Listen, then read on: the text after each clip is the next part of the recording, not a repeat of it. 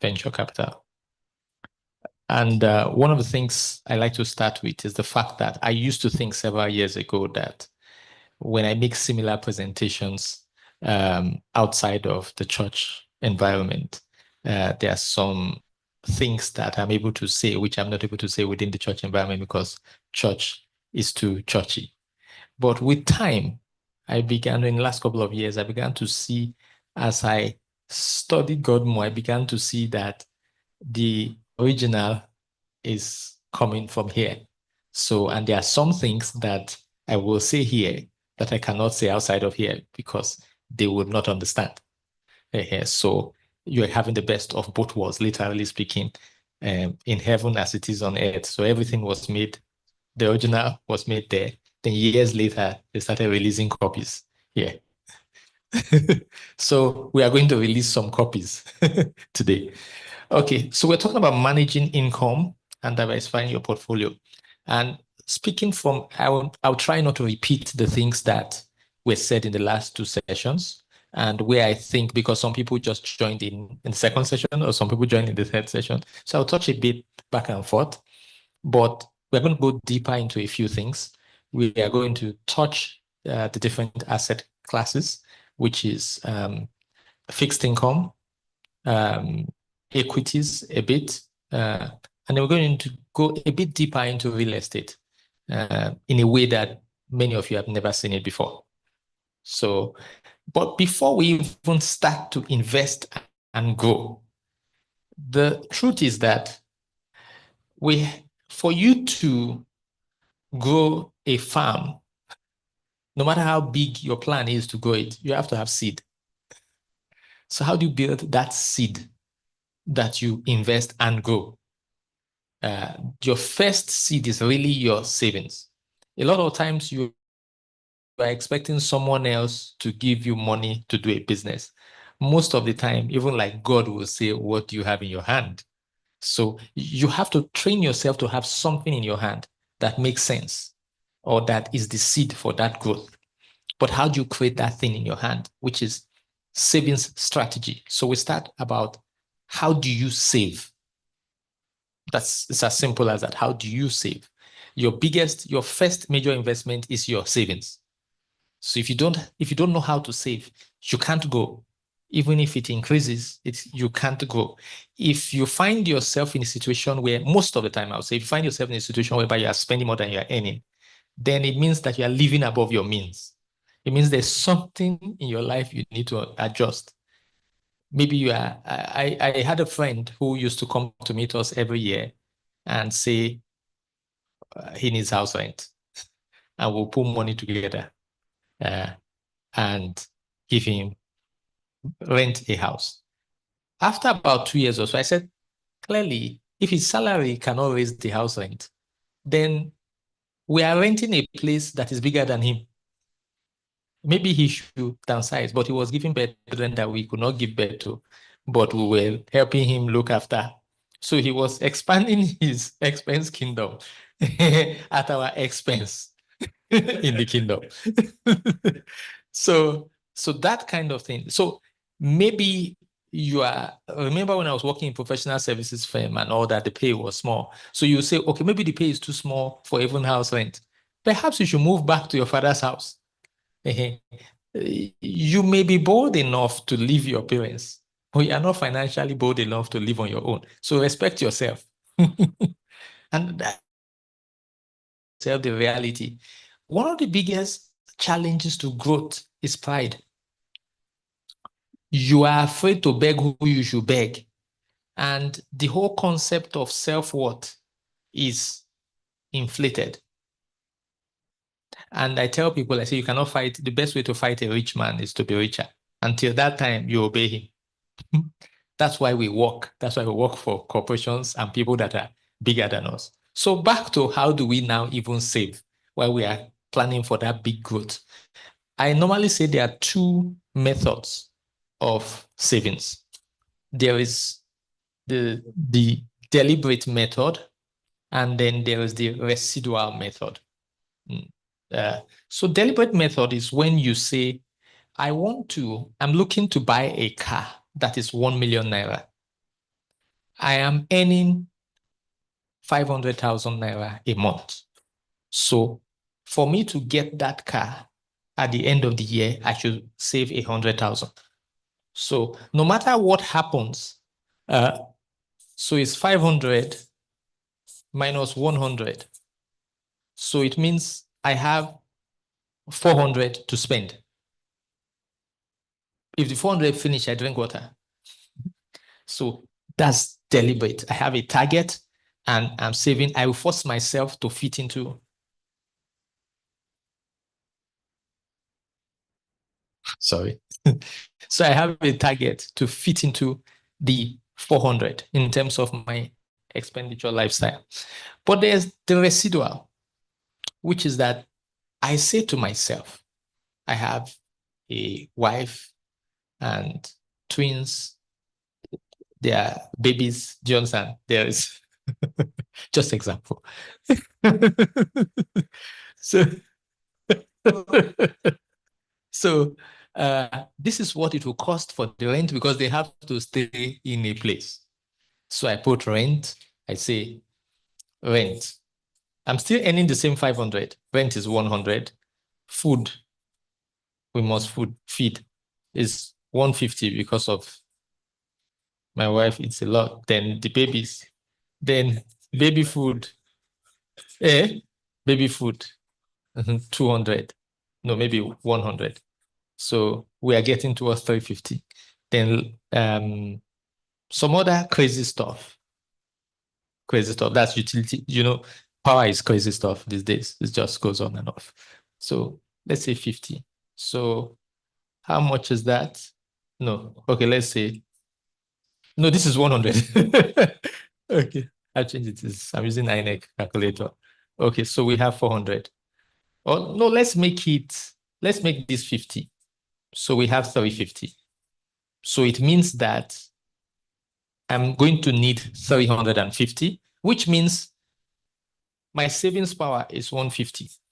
So I calculate my savings after knowing my necessary expenditure because I don't want to suffer. And I don't want to make a mistake. So it means that this is done. You go over your expenditure pattern in the last 3 months. So it's not that every month you'll be saying this is what I know. You say in the last 3 months, what have I been spending on food, on rent, on this, on phone? And I'll find a pattern, an average pattern, that if I'm to be disciplined, I only need this. So it means that I have a space of 150. So every month going forward, I pull out the 150 and I know I'm sorting myself with the rest. You get? So each of them, none of them is wrong. None of them, you ask me which is better, but none is better. The only thing that is bad is if you are doing the one you don't know, which is that you're just aligning yourself. You've not chosen any method. You just align yourself and hoping that you will save. No. And do not do cheat mode. Don't say in the middle of your enjoying yourself, you now say, no, I've changed the method. Then you get a different number every month. No, you stick to it, you will find something. So I don't know if it's clear. So that's, I learned that when I lived in Europe, it was easier to predict your spend pattern because you buy a card and it's a flat rate for your whole transportation. Your power bill is known. You can talk or you can on your phone. It's a fixed fee. So you have a lot of things are fixed, but in some parts of the world, like Nigeria, you buy tomatoes 5,000 today, tomorrow is 6,000, and then that 6,000 tomato is even smaller. So the stew you get out of it is different. You have to augment water. All those type of you are coming back home and you have planned for diesel. You are using 100K every month for diesel, but as you plan for diesel, you find out that the generator broke down.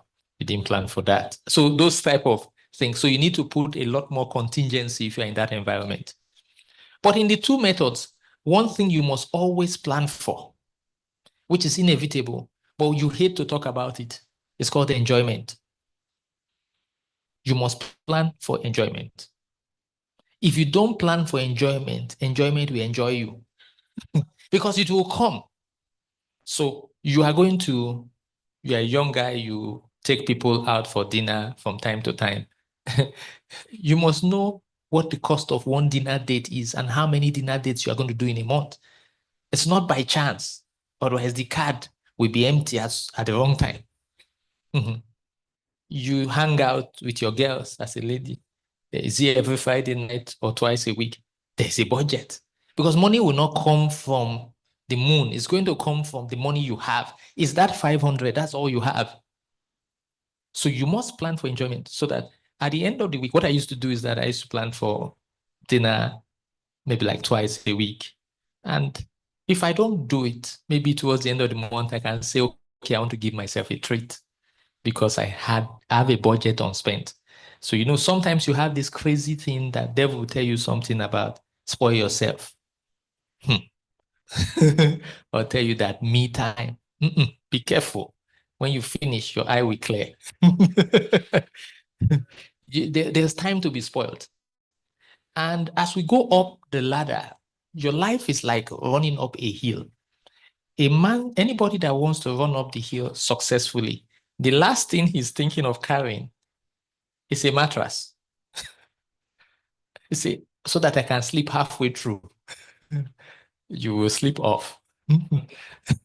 So what that mattress symbolizes is that desire to rest when the journey is not over. We must learn to train ourselves that we have a lot of years to enjoy ourselves. Let us cross the cultivation years. Push yourself. Push yourself. If you are less than 40, you need to be working as if you are working two jobs. You need to have that kind of energy. You need to use that. And if you don't use that energy, don't get used to that energy. And then you are not available for the opportunities. So having said that, the next thing I want to talk about is, let's assume you are in full-time employment or you have a core job you do, which is normal 8 hours, 8 to 12 hours, depends on how much energy you have. So what are you doing? How do we talk about this concept of side hustle? So there are two things to note in a side hustle. 80%, 70% of side hustles are exaggerated. Because a lot of times for a young person, your main hustle is actually more valuable than some of your side hustle. Maybe distracting yourself. You're a young engineer, programmer, or what I call it, software engineer, whatever you are. And every time you say, okay, you want to do maybe hair or nails or whatever, you're getting some money from it. You must ask yourself whether that money at the end of the month really makes as much sense as the distraction is focusing you. Because for you to do those things, you're going to take time. And it's only 24 hours. So every time you take for a very young graduate, you need to put a lot of extra hours into your core job. Nobody tells you that you're looking for, if you work 8 hours only, you will never be the most valuable staff. And you working those extra hours, even without pay, guess what? It pays you because you are getting more skilled. You are refining your skill. So, and when you refine your skill, 1, 2, 3 jobs in 3 years' time, 4 years, you are earning twice your pay. So your core hustle, do not underestimate your core hustle. Sometimes side hustle is side distraction. So then you go back again, no matter your age range. Now you now have a core focus, you are doing your job, but I want to make money by the side. And people always think that they can make money with less effort. So some people say they want to be traders. They want to do currency trading, or they want to do stocks, crypto, forex, commodities, all manner of things. I will say I have this formula I call SEA, which is what you have to ask yourself. It's not for everybody to do these things to trade. It's not for everybody. is for those who they believe they've passed the SEA test. What is the SEA test? First of all, let's assume I want to trade in stocks as my side, um, passively trade in stocks. I'm doing my job every day, but I want to trade in stocks. So I have to first of all have skill for that. So you must ask yourself, do you understand the market? Do you have the skill to do that trade? Okay, maybe I do have the skill to do that trade. So I passed that first one, but you must pass all three. So I passed that first one. Then I jump to the A. Am I available to trade? Which is the market is hot at certain points in the day. And that is when my boss needs me. That is when we have our meetings in the office. I'm very good, though. I know the market, but I'm just not there. So the most beautiful woman that doesn't attend the contest cannot win Miss Universe now. So am I available? So I say, okay, I'm not available. Let me try the Japanese market. That one will be maybe like 2 a.m. or something. Nobody's disturbing me. So, but I have the skill now. I passed the S test. I passed the availability test is 2 a.m. But the E is the energy. By 2 a.m., how much energy do I have if I have to still wake up and catch transport to head to the island? I'm just thinking of my past, who I was. Don't say you know my address. Okay. So if you don't pass this test, when you are touching equity, you should be touching a long game. Just hold, or you tell your broker to just do it for you. It's not because I do things, I use a broker myself, even though I trade on behalf of my company. I do these things on behalf of my company. But for myself, I use a broker. But there are several other reasons why I do that. I am a tax professional also. But anywhere I invest in the world, I hire a tax advisor for that country. Don't play with your money. Don't allow your overconfidence kill your savings.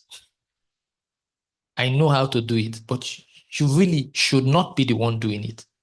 You cannot operate on yourself because you are a professor of medicine. You are a master neurologist, so you want to open your head. so, so, so we go to fixed income. Do I take questions intermittently, or we take questions at the end? You want to take questions? Okay, at the end. Okay. So I go to fixed income. So I will not touch too much because the last two speakers have spoken a lot about it, but I will refresh you. So one of the things I learned is that the beauty of business in this part of the world is that business is in English language. I had one professional exam in those days that I saw a topic for the first time in the hall. So I couldn't go out to check the book again. So I'd never done it before. I said, what is this? So I read it. I looked at the question. I asked myself. Then I used English. I interpreted the words that were there and wrote it based on the English I knew. And I came out. I know that discussion, that dangerous discussion you do after exam. It's a gamble. You will regret discussing if the answer you hear is different from. So I had the discussion and wow, I was excellent. So let's use that for fixed income. It means it is income that is fixed. That's really what it means. It means that you can know how much you get every time.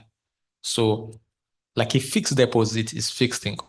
I do a fixed deposit is 13%. You will get 13% even if oil price changes.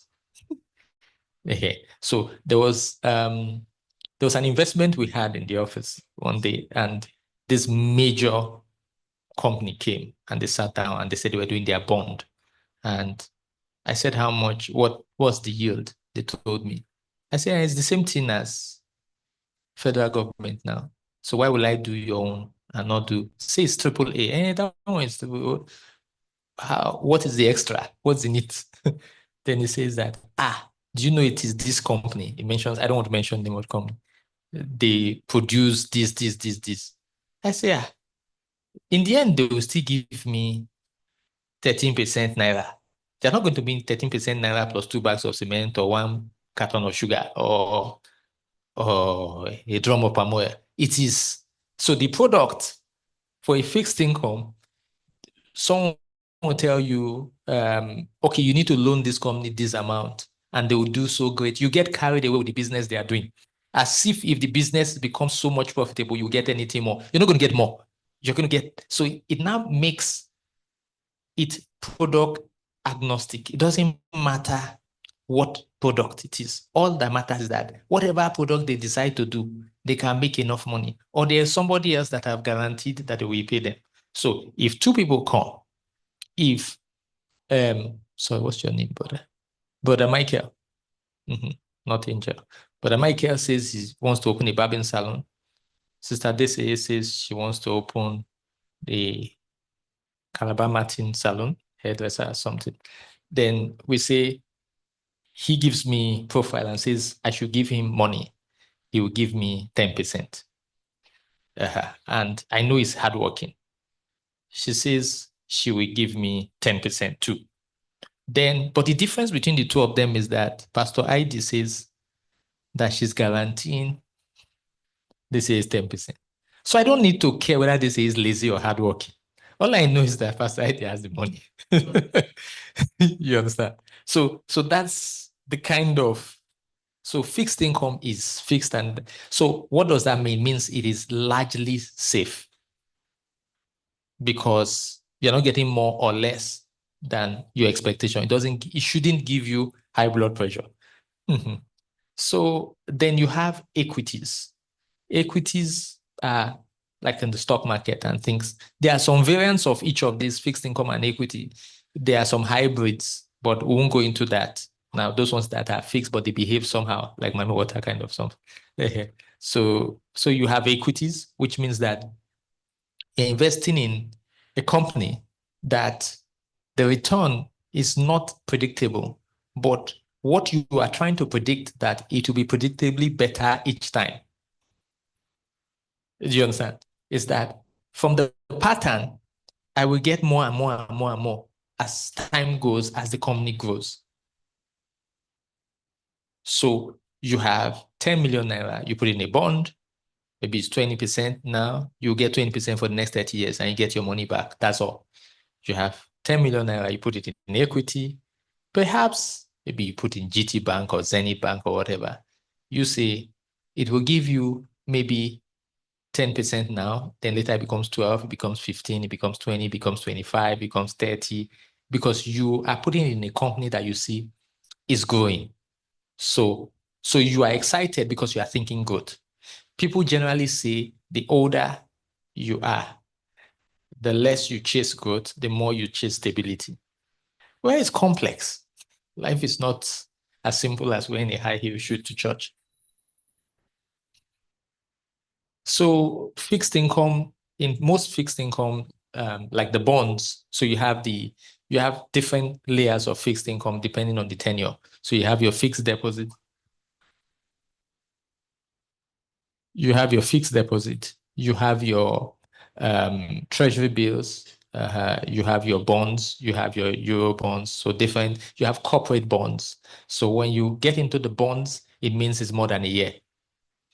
So how do you decide what to do with each of them? What I would say is that when you're dealing with the bond space, it is a measure of the confidence, the long-term confidence you have with the bond issuer. No, rather the bond holder. So if it's a government, you are saying that if you are doing a Nigerian government bond, you think that the government should be able to honor their obligations for the next 5, 10, 20 years, the life of that bond. So you look at the state of that government and the ability to pay before you put your money there. People will say government debt. How do they call it in corporate finance? They say, what's that term they use? Risk-free. So they call any government instrument risk-free. But in the last decade, we have seen that what it means is that whatever happens, government will always be able to give you your money back. And worst case is that they will print the money for you. But many things we have seen in textbooks in time past have changed. The world has changed. So it's risk-free, really risk-free. You can ask those who went to Ghana.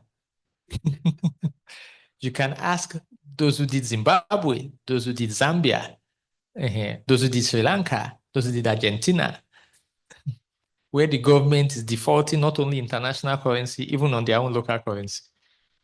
So the world is like upside down, doing a head spin, breakdowns.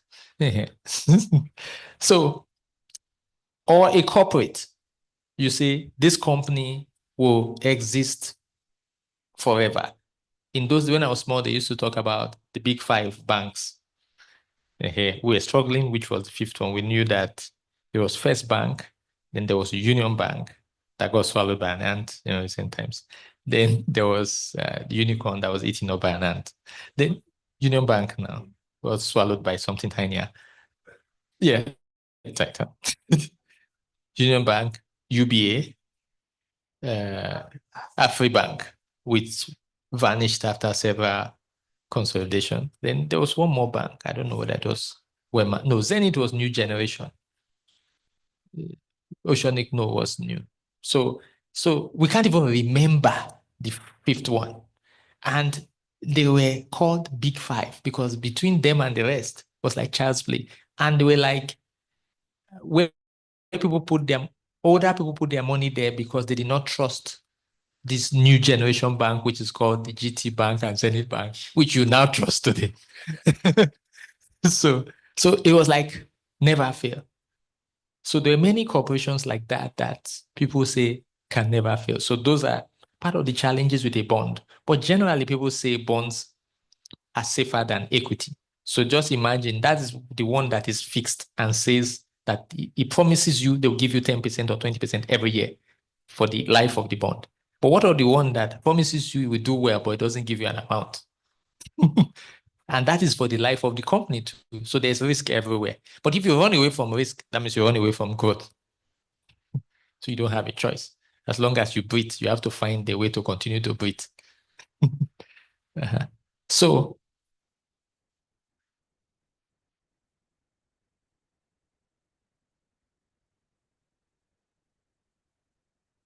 okay, I've talked about fixed income and equity.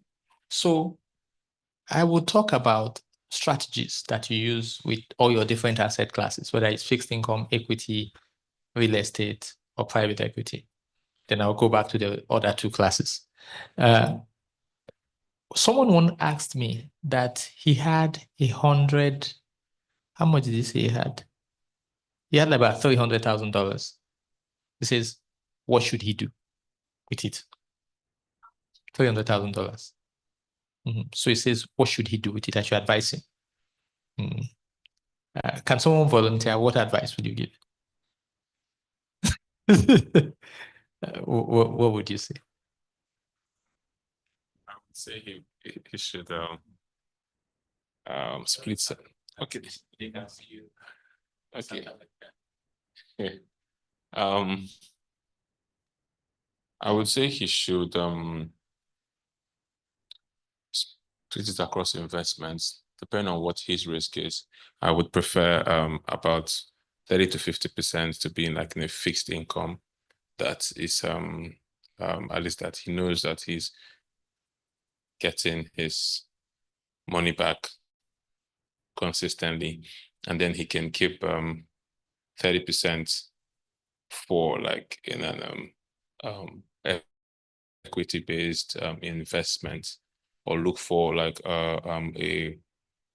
so there are these companies that one can actually buy equity into, and then it can so depending on his risk appetite. Actually, I would give that. No. So I would say fixed first, at least about 30 to 50% of it, me, and then I would now go with the remaining 30 in equity, and then 30 I'll look for something else too. Okay, thank you. Let's clap for him. Does anybody else have a different idea? You did your hand now. Okay. Yes. Yeah, so I'll just build on what he has said, right? About 30 to 50% in a very stable investment or fixed income. One. Then another, again, we need to know what type of person he is, what his risk appetite is. But I would like to do another 2025 in a very high yield investment. I don't know what his risk appetite is, but for me, yeah, 2025. I also advise people to stay liquid. So I would ask him to hold on to a bit of some liquidity, shoot in case any other opportunity comes up. Yeah. Okay. So what has happened is that let's assume this is a hospital and all the people on this side are patients.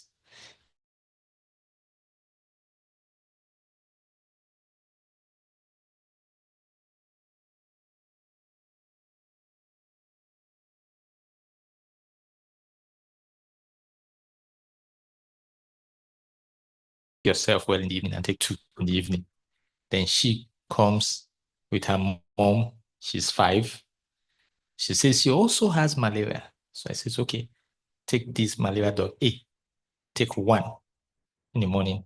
Then turn yourself upside down. Take 1 in the evening. Then the rest say they are going home to take the malaria drug. so, so what I'm saying is that it depends. We don't know the answer. So what I told him is, what do you already have? We have to start with what? To balance your portfolio, we cannot balance something when there's something already inside that we do not know. What are we adding? So I want to balance 4 cups. I need to know which one is full, which one is half full, before I can balance the jug, the water I'm pouring into each of the 4 cups. But if I pour blindly and say I want to pour equal amount into the 4 cups, when I do not know the level each of the cups is, then I will not achieve balance. Thanks. Okay. So what mattered is, what do you have? Let me give you what I ran through with him. I said, do you have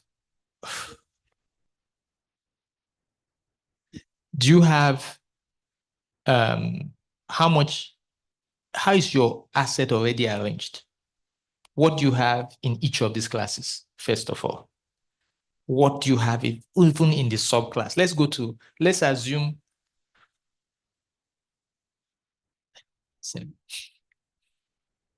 Let's assume, they don't normally call me. It's just today because you were here. The enemy. So let's assume, okay, went down, we started breaking his assets. We now say, okay, but it says most of his assets are in fixed income. So we've exhausted that place. Then he says, I said, do you have a house? Do you have a house? He said, yes, I have a house. Where do you have the house? It says he has house in Nigeria. So, okay, do you have any house abroad? Maybe you should do real estate, dollarized real estate. So he says he has house in the UK. I say, okay, maybe you should do in the US. Do you understand? To diversify. Or he says he has 4 houses in Lagos. I cannot tell him to buy another house again in Lagos. So maybe there's no space for real estate. It means, so what I'm using this to tell you is that I can't give you the advice of what to do with your money if I do not know what you are already doing with your money. So what we are doing today is to teach you how to look at what to do with your money. You understand? So just find a way to balance. Make sure you do not repeat the same asset class before you finish spreading your assets. We've said that before. We said you have fixed income, you have equities, then you have what I will say private equity and alternatives. We'll go to that after this, then real estate. And even in these asset classes, there are subtypes.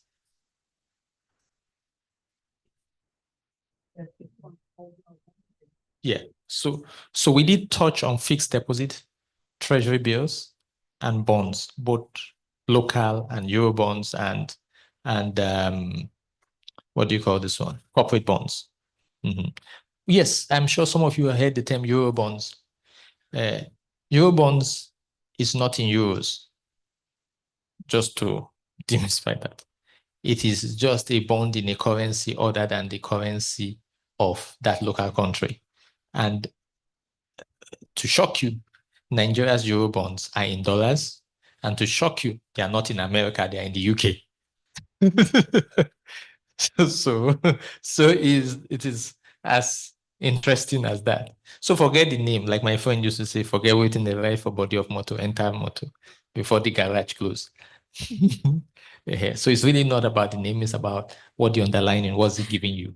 And like I said before, is that it is your confidence in that country or that corporate that is issuing the bond that you are investing in. I'm sure Nigeria will be here for the next 10 years. And they will give me this money, they will pay me this money when I need it for the next 10 years.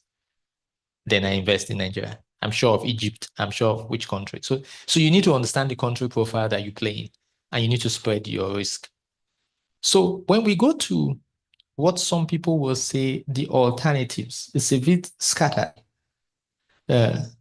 which you could refer to as, some people call it private equity, but you really, with due respect, most of us don't have the kind of money to do private equity. But you do you do pseudo private equity. So I'm not going to private equity because it will not capture most of the audience. I'll just touch around it. But what you do is more like venture capital, and maybe he has bought 2 Danfo buses. He's looking for somebody to invest in him and a small business. So those kind of businesses, that's this broad category. What do you do? How do you invest in these kind of businesses? Because largely, a lot of people invest in this country based on the rave and based on the excitement of what they tell you, and then based on the cost. I'll give you a bit of part of my story so that you will understand what to look out for. Many years I was leaving the country and they came to meet me, because part of what you choose, if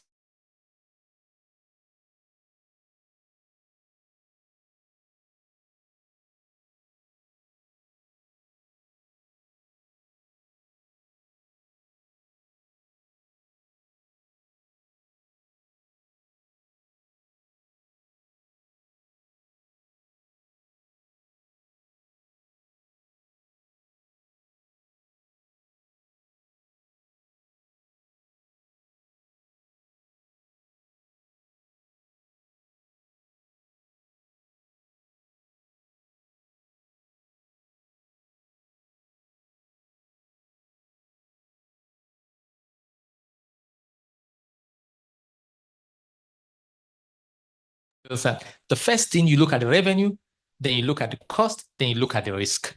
Some people want to start by looking at the risk. So, and I'll tell you further that this 10 million in this business, in the hairdressing, will produce 30 million. But, thank you.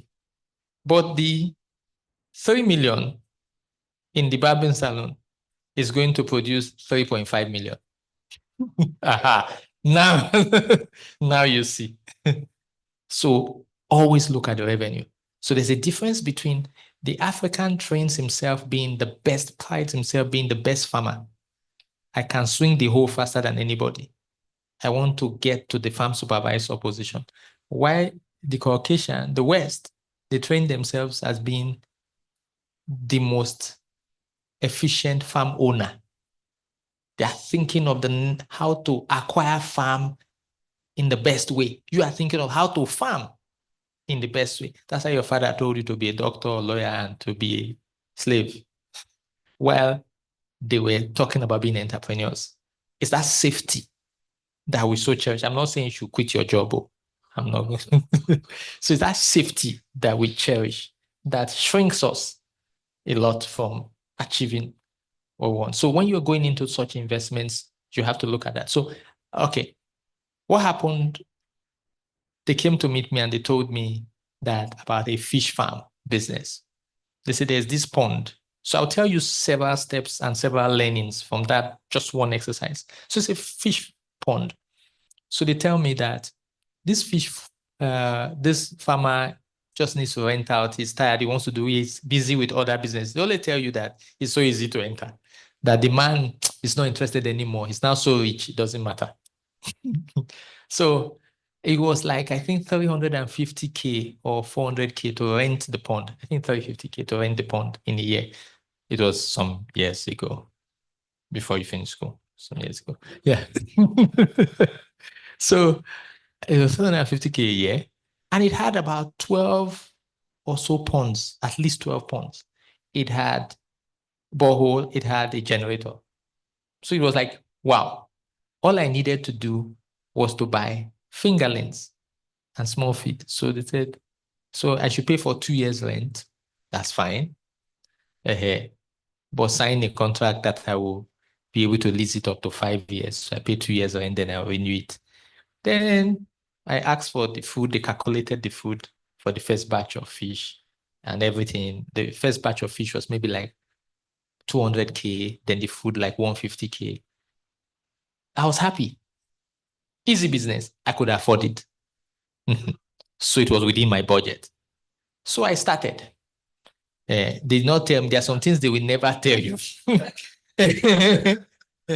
So as the fish, the first month, that feed was like for 1 week or 2 weeks. Then I say another feed again. Then after the first month, I spent like 500K.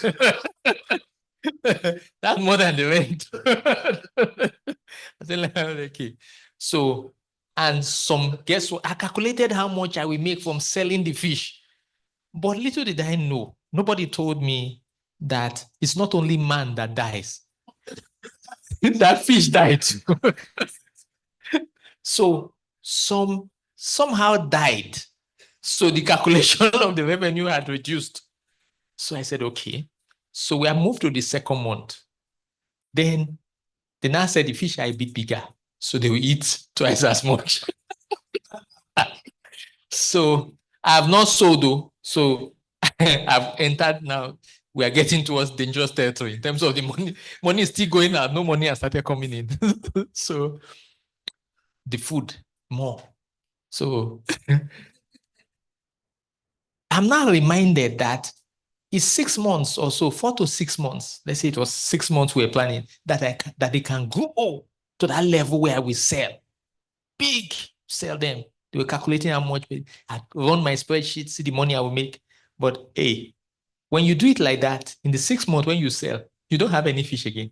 So for you to sell in the 7th month, in month 2, you have to buy another set of fish, which is another money. And there's no income yet. Okay. No, in month 6, I will sell all. If I don't have buy in month 2, I will not have anything to sell in month 7. So month 2, I have to buy a fresh one. And it is not from sales money. It is from blood money. So I now feed the first batch twice as much food because they are bigger. The second batch need to eat too. So I need to buy more food for 2 of them. Then I start to get a hold of the pattern. Just when I take a deep breath, month 3 has come. I need the 3rd batch. I need the bigger fish from the first batch. They need to eat very well now. If not, they will eat. And if not, they will eat the smaller fish. They've called me, they've started eating the smaller fish. Yes. But okay, I forgot to tell you this one small infrastructure problem. That place, it was in Ayobo. That place, as at that time, they said NEPA was bringing light there. But they had brought, yes, there was evidence. They had brought the pole. That's the pole. So we were still waiting for the wire before the fire in the wire. So, yes, generator and fuel. Then I had workers there who were giving me different figures. So I was trying to figure out which figure. So I didn't know who was cheating me. So I now employed somebody to check the people that were cheating me until that one started cheating me also. You understand? So am I going to go to Ayobo in the middle of the night to go and check? And now I'm now even abroad. You understand? So I will be flying back to Nigeria. So don't worry, we'll go to month 4. Yeah. So I'm just trying to tell you the journey. Nobody tells you. In these parts of the world, calculate for a significant amount of working capital when they tell you this hairdressing salon or this barbering salon, they've not told you what you will spend paying barbers when there's nothing. You have to plan for this kind of business. You have to plan for 6 months to 1.5 years of losses. You have to put that money down. You have to say, how much will I feed the fish for 6 months or 1 year? I want to feed this fish for 1 year, buy and replace for 1 year, and I will not get any money. That's the kind of money you should keep aside. Not that 350 plus whatever. No. So if you don't have that kind of money, don't start. A lot of businesses, you are not thinking through the numbers. You have to go and come back. You have to calculate your transport money to and fro before you go and get stuck halfway. So that's really the concept. If you want to grow, you must understand your numbers. Your numbers are virtually everything. So there was now a decision that came to me in year 2 or year 3. No bird even ate my fish. That bird used to eat fish. Oh, everybody eats fish. Even fish is fish. So 2 decisions I had to make. One decision was an expansion decision. They came to meet me because this is where we are obsessed about ownership. They told me that I could buy the whole farm. Wow. Instead of renting. People always say, I don't want to stay in landlords. I want to give landlord my money. We'll come to that in real estate. So it says that. So I now asked the landlord, it says maybe 15 million. So I now said, at that time, rent was 500K. I said, that is 30 years of rent. In 30 years' time, I don't need this land.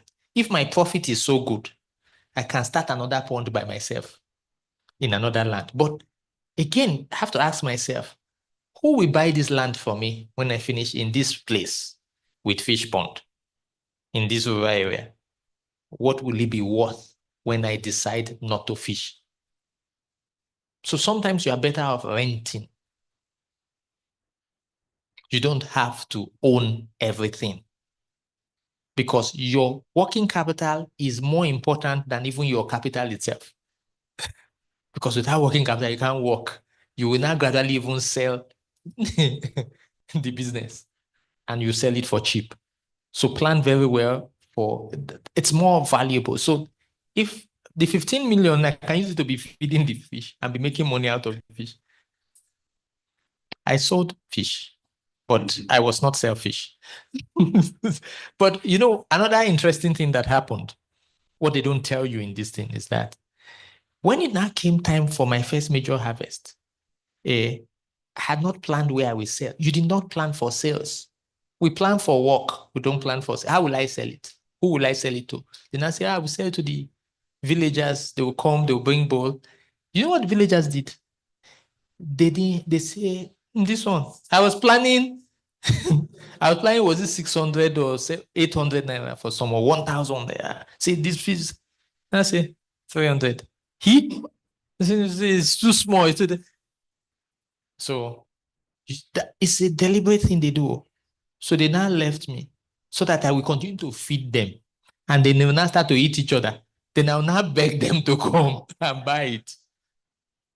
If you do plantain and you are waiting for villagers, they will wait for it to almost rotten before they will underprice you. So you have to understand your exit strategy in any business you're investing in. That's really what this whole story is about, is to understand how it flows and what to look out for. Lastly, I will talk about, on this part, I'll talk about when you want somebody to invest in you. people don't invest. People invest in two things. They invest in trust and they invest in numbers. But usually when they invest in trust, they give little money. When they invest in numbers, they give a lot of money. So don't present your business. When they invest in trust, is that, oh, Pastor ID, she likes me. So she's going to, just because it's me, she'll give me something for this business. She says she just wants me to be successful. Do you understand? So she's going to give me money that doesn't hurt her because of that. But when I show her numbers that also make her richer, she's interested. I always say, if you present a charity, they will give you dashings. But if you present a business, they will borrow and give you. So you don't want crumbs. You want investment. And I tell people who even have charities, you must float your charity or your, like a social enterprise, something that will have impact, but also create profit. Because people lie to you. We are all greedy. People say, oh, they are compassionate. But if your compassion can give you profit, you'll be passionate. So present it, ask yourself what is in it for somebody who is putting money in it. And for you to get there, you have to understand your numbers. In the last couple of weeks, people have come to meet me to say they are doing this business, they are doing that business, and they've gotten an investor. So they don't know what to tell the investor as to maybe they should give him 20% or 10%. I said 10% of what? 20% of what? 50% of what? Two things can happen. You may underpromise or overpromise. You need to understand what you are going to make in this business. So, and it becomes more complex when you're having an investor. Okay, I am doing which business? I'm doing bread. I'm a breadwinner doing bread bakery business. So I am selling like I'm selling like 1,000 loaves a day. But brother, if you give me 20 million, you will make, I will tell you that if you give me 20 million, I will be giving you 2 million profit or 5 million profit. I'm just talking rubbish. And you are looking at me. If you are successfully as stupid as me, you say, okay, fine, you do it. But the truth is that how am I going to guarantee that it's 5 million? But what if I can only make, so two things, two of us can be damaged. What if I can actually only make 2 million more, 2 million naira more, and I promised you 5? What if, okay, for your sake, what if I can actually make 25 million and I'm only promising you 5 as a partner? But we don't know anything. What we need to have is the numbers. So you need to put a forecast in place to say, based on now, my experience now, with these resources I have, this is how much I'm spending with flour. I have one generator and one oven. So I'm able to produce this. I have 10 customers and 10 customers do not have, they're always coming and they are always going empty. Do you understand? So I now say, maybe if I add one more oven, do you understand? It means that the number of loaves I will sell will be XX amount. It means that I should employ one more staff. Do you understand? I will increase the volume of diesel because they will have to work overnight. All those things, it's only you that knows it. Some people come and they'll be thinking a financial mathematician will give them those. He will not give you the numbers. He doesn't know. He knows how to move the numbers around and do his magic. But there's no magic without seed. So you have the experience. You have to sit with your numbers person and say, this is what will happen. It will give you scenarios. So you create scenarios that don't, you say, but I don't, somebody told me, she said, but I don't know. Ha, then who will know? So you have to prepare yourself to be investable. Without numbers, you'll be outnumbered in the market. So that's the last on venture capital. But when you hear of private equity, private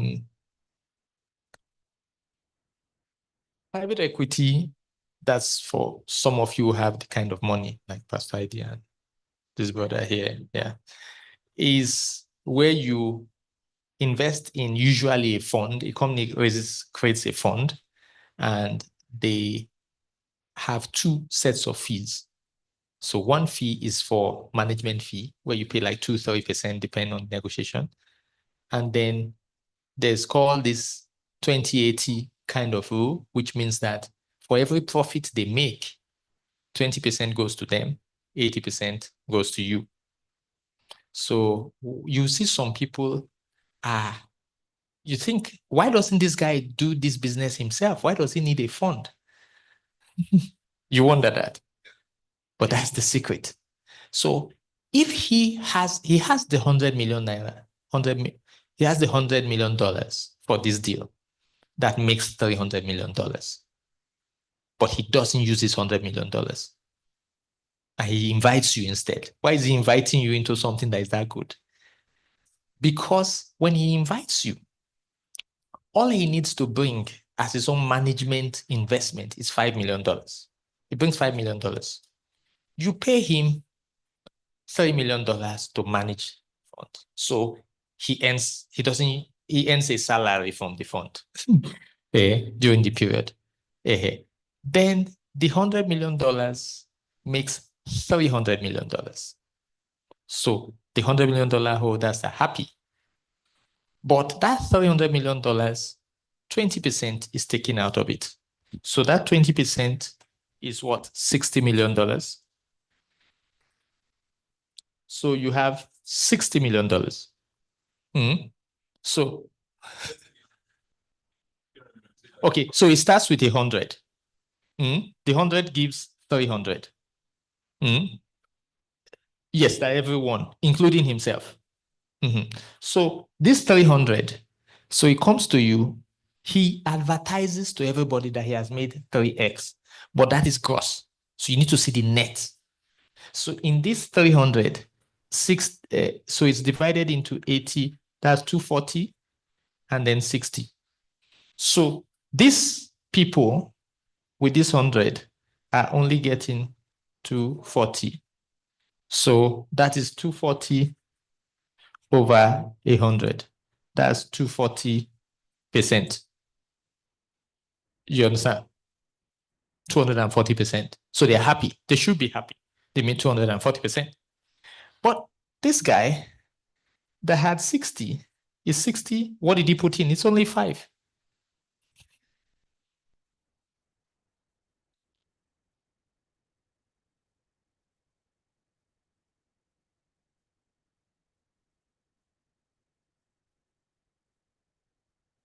Yes, that's in you think that's Zito. Is correct? Yeah. 1,200. That's 1,200. Yeah. So why would he do it?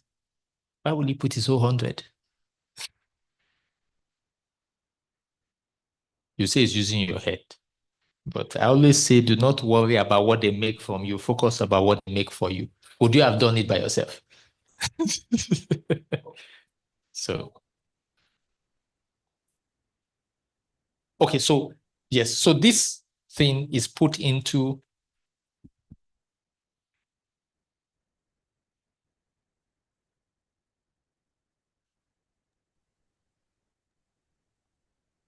you can come nearer. Say the online audience cannot see. But they can calculate. So, yes. So there's what they call LP, limited partners, GP, general partners. So they are the ones, so that's you and those who manage the fund. Then you have the investee companies, which is the small companies that they look for to put their money inside. So those companies, they turn them around and they squeeze the juice more. They know how to squeeze juice from small companies and make them bigger. And it's making them bigger and then selling them off that makes the profits that they used to distribute to people. Yeah, so that's really how their model works generally. But in modern day times, there are 2 new techniques people are now developing, which is co-investing and secondaries. So I'll just touch briefly about that. Co-investing is a situation whereby You invest in this thing with this guy. And he's investing into 100 shops. 50 of them are making 0. 50 are making 3 million. You get? There's one inside those 50. Okay, 49 are making 3 million. There's one that is making like 10, 20 million. Do you understand? But because you are inside, you are saying, I'm coming in, I'm co-investing. You will now say, I want to invest in that one. That particular one that is more special. Or that these people, they know how to, they have good eye to select the right agbalumo that is sweet. So I will follow them. You understand? So that I will select as they are selecting. You get? So that's co-investing. There's also secondaries. So basically, when they're investing in the investing period, they're not making a lot of money. So there's what you call a J curve. So it's like this. So you start to put money inside, then it starts to come out of the ground. You understand? So secondaries, you are waiting here. You are saying that everybody has gone in and waiting. Around this place, somebody will faint. And he will say, I'm pressed. I need my money. I cannot wait 5 years. Then you will go say, okay, discount. So you will come in here. So at this point, it is only positive. You have seen that the cocoa farm has reached year 5 and is now producing the first batch. That's when you now come and say, among all of you in this your Ajo Farmers Corporation, there's somebody who wants to bury his mother and wants to exit in his money. Okay, let me price him. So you wait at that point. So it's quite popular these days, especially in Europe, but not so popular in this part of the world. So that's some extra thing you will learn today at least.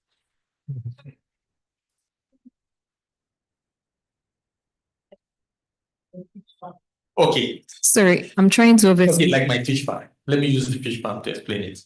Okay.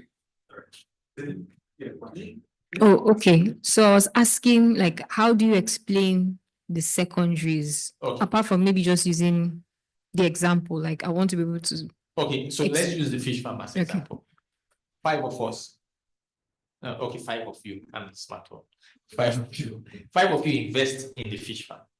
20 million naira. So that's 100 million naira. So it's taking time, and you agree that the deal is that you will leave the money in there for 5 years and then sell the farm when it becomes the biggest fish farm in the country. So you know that month 1, month 2, month 3 is not a good time. There's no money coming in.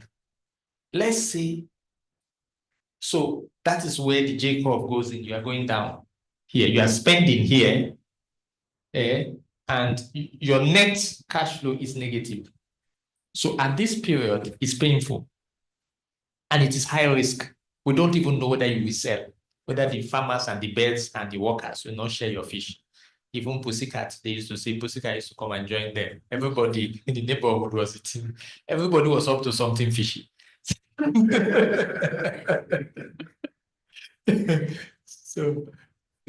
So I now wait. So I now wait for the second year when you now sign a contract with a major Japanese company to export, and the export, Johnson, you have really settled, but it's not yet time to collect the money. That's the first sign that money is coming out. But it is 2 years. But you have a major wedding for your daughter, and you need to pull your money out. We do a valuation. How much is your money? Your own share of money is like 100 million. But you can't wait. So I, being the smart one, come and meet you and say, okay, I'll give you 80. Or you stay, your money is trapped. So you give me your share. I now take over your share and I give you 80. That is seconds. Does it make sense now? Okay. No, you did not shake your head in the strong way. The reason why I asked that was, how do you take that opportunity? Yes, how do you know? No, those who, you see, some firms are specialized in that. Okay. They're just sniffing around. How did the Kuzika know there's fish there? The nose was designed to hunt fish. Okay. So you can deliberately say, so there are many, when we get into real estate, you will see some other things. So are we? Yeah. Okay, so when we go into real estate now, we are going to talk about why you want to grow your portfolio there, and then what are the benefits of gearing? How do you hunt for a house? How do you hunt for an investment opportunity? What are the types of investment opportunities? How do you hunt? And how do you maximize gearing, what we call loans and mortgages? And then how do you play on the tax incentives? So we're going to assume that everybody here is either a global investor or intends to be a global investor. So there are different types of real estate investment. I will say, let's start with the passive real estate investment. So what you call REITs, real estate investment trusts. Those are, it's real estate that behaves like equities. You know, we talked about equities, which is shares. So real estate that behaves like equities. If you go to, how many of you have been to London here? Either secretly or actually, or, okay, I mean, a true film. Yes, been to London or you've been to Paris or New York. All these, in some of these places, you see tall towers. You grew up with a mindset that every building is owned by one person. No. Most of these kinds of buildings in Paris, in London, in some of these cities are owned by REITs. What it means is that you have 500 people that own that building. So, but don't behave like a Nigerian and say that my space is on the second floor by the corner near the lift. No. You cannot identify the particular, you don't own a flat or an office. No, you just own a part, you are part owner. So they now share the building into shares, and your dividend is actually coming from the rent. Do you understand? So they now even put it in the stock market and now quote it. Wow, yeah. So you can own a portion of any part of the world, or as little as $500. You can own a stake in something interesting. So usually most REITs I know internationally, you get your payments quarterly. So they gather the rent and pay. In Nigeria, the rule is that for you to be a REIT or a real estate investment company, RICO, you have to be able to pay 75% of the rent. You must distribute it. It's not the one you say you're keeping all of it. So the two things that happen is that there's a valuation. So you bought into it now. By next year, there's a different value. Somebody wants to buy your shares. He's going to pay more. And the rent contract is going to be different. So things move around. It's just like equity. So now the whole building, they'll be renting to different people, making money and sharing it to all of you. So that's simple. Am I clear? Is you understood? Then we have the normal buy to let. So you buy a house to rent it out. But it all depends. For each investment, as you will see, it depends on, you have to be country specific. And then even in the country, you have to be state specific. What happens in Port Harcourt does not happen in Lagos, doesn't happen in Abuja. Then you have passive, you have semi-passive, which is short-let. You have the short-let. That's when you're using an agent. You're not doing it yourself. Short-let. You have what you call, in the US, you have what you call tax lien and tax deed. I will call it more of, yes, semi-passive, but it could even be active. How do you do? Then you also have remortgaging, and discount hunting. So discount hunting for off-plan is that you look at this house, it's off-plan, they've not finished building it. They say it is 100 million naira. You know that when they finish, it will be 150. So you are buying it now at a discount. So when they finish, you sell it, you make your 50, you move. So some people just do that. They specialize in that. They don't go through the hustle of going to find the cement and build. They're just looking for every development that has a promising future. And that's how they are making their money. Do you know that people actually make money from that? Then, when I talked about tax lien and tax deed, it's more, well, likewise, it's virtually only in the US that you have that. How does tax lien work? It's property taxes. So people are investing in property taxes. So he buys a house, he owns a house, he doesn't pay his taxes. They chase him, and if the state is nice, they do a tax lien on it. So they freeze the taxes, they now sell the taxes. So there's a tax lien auction that people come and you buy the tax lien certificate. So the tax lien, you can make as much as 16 to 36%, depends on the state, in dollar.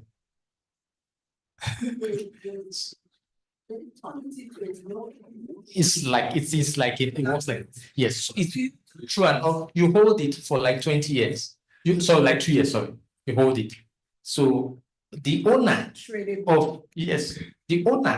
of the house has those 2 years to pay his taxes plus that interest and the expense. So that's why you see, if you have a property in the US and you see that after some time of you're not paying taxes, you see they have put some penalty, added some things to it. That thing is that thing. So, and it's a kind of auction. So the way they do a beat down, what they call a beat down auction. So they say, this is the tax, is $10,000 or $1,000, and first price is 36%. Then somebody says 32. So they are going down.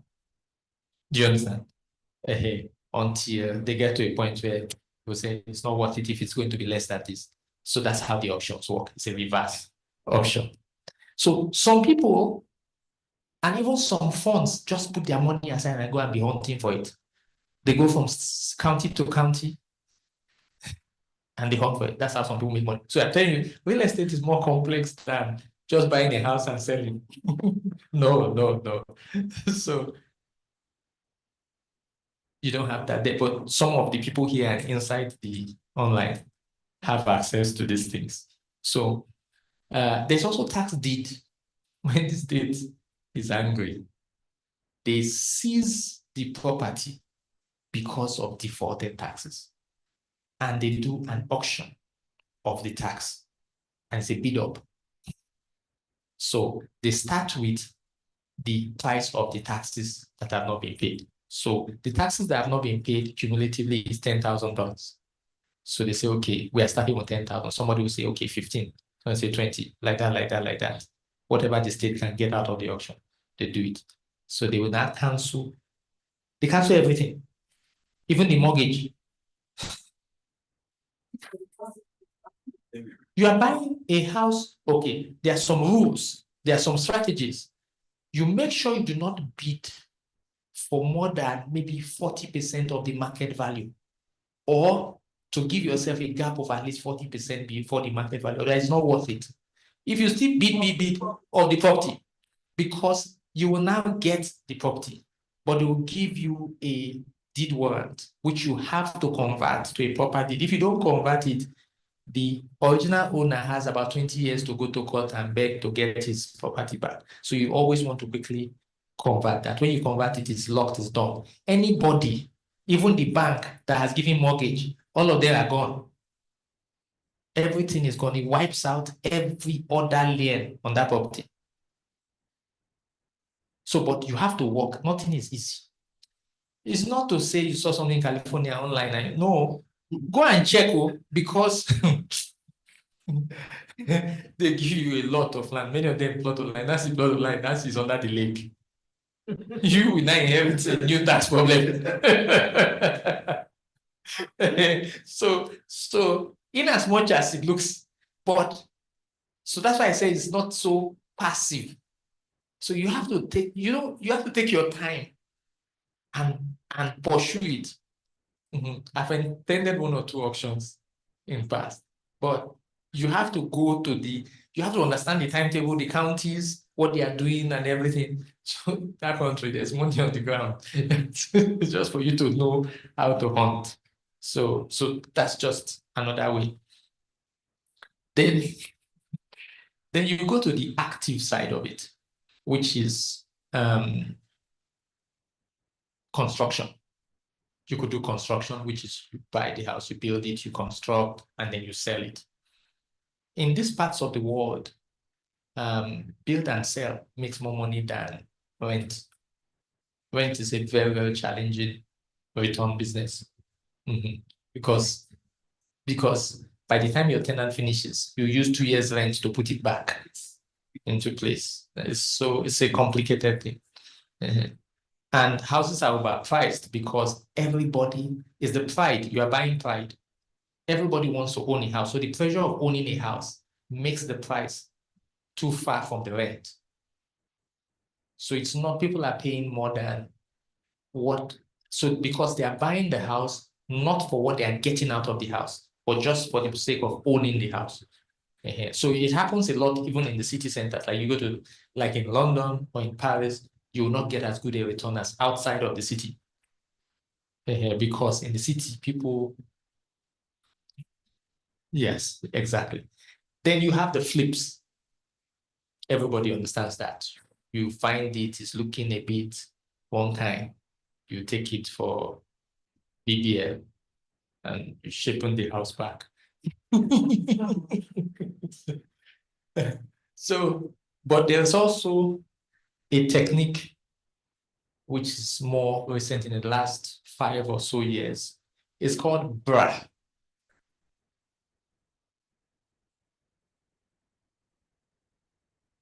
It's about 4. So you buy,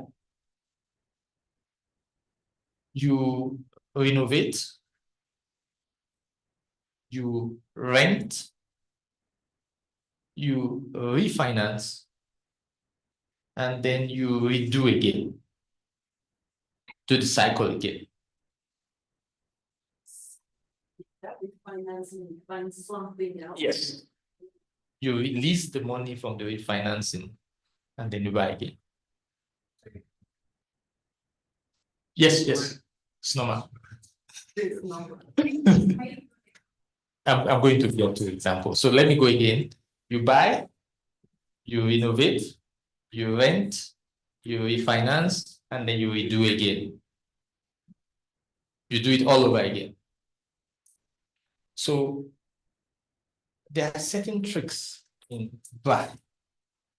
And BRA requires you to hunt well. So it's a kind of flipping. So just imagine flipping. Flipping without letting go. That's what BRA is.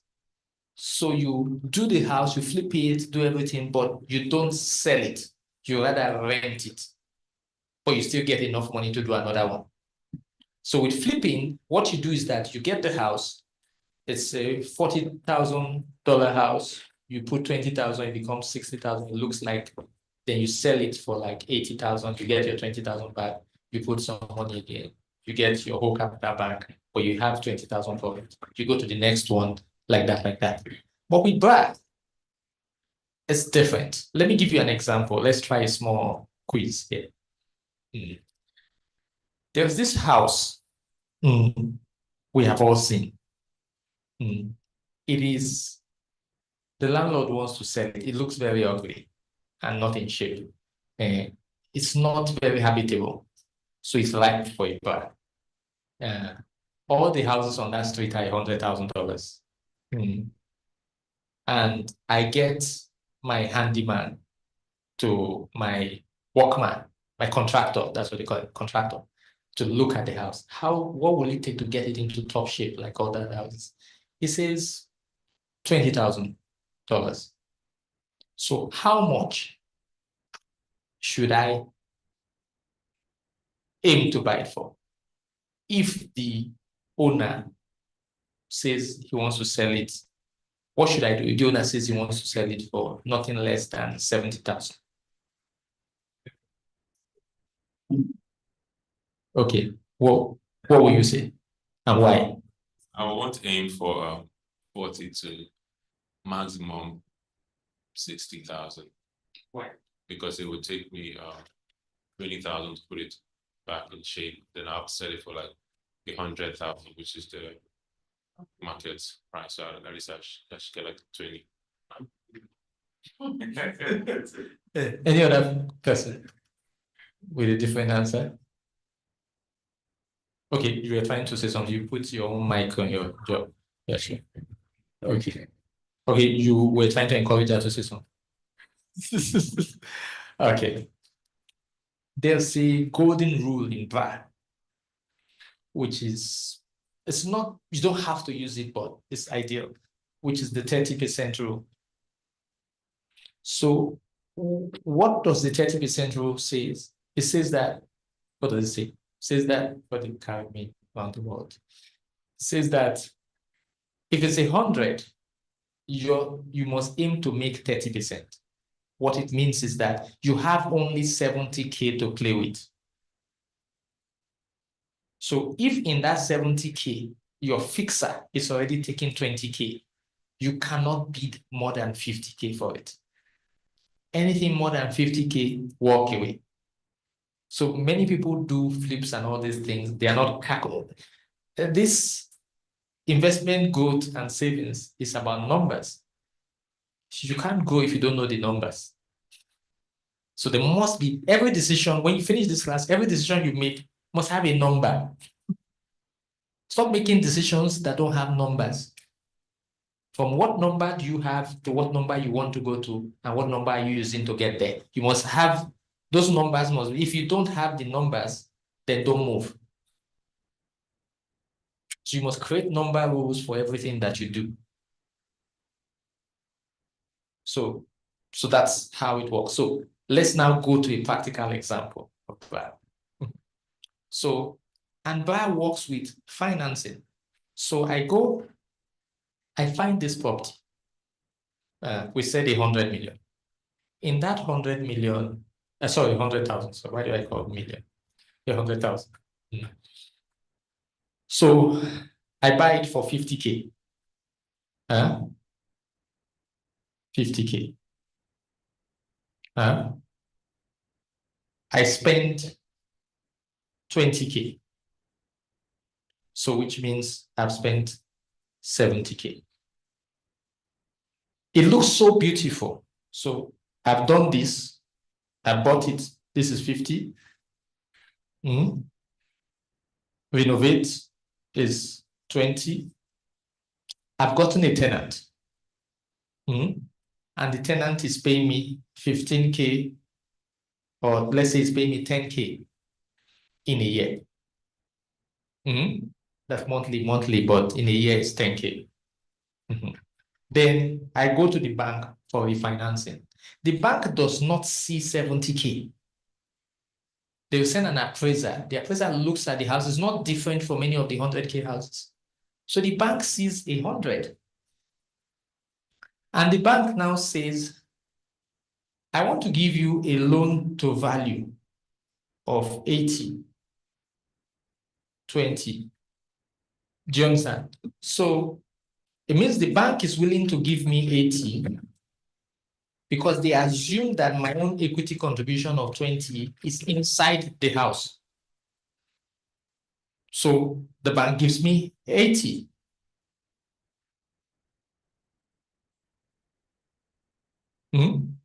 What did I spend? 70. So I have made a gain of what? 10. But the beauty is that apart from this gain, I've collected the 70 back and I've gone again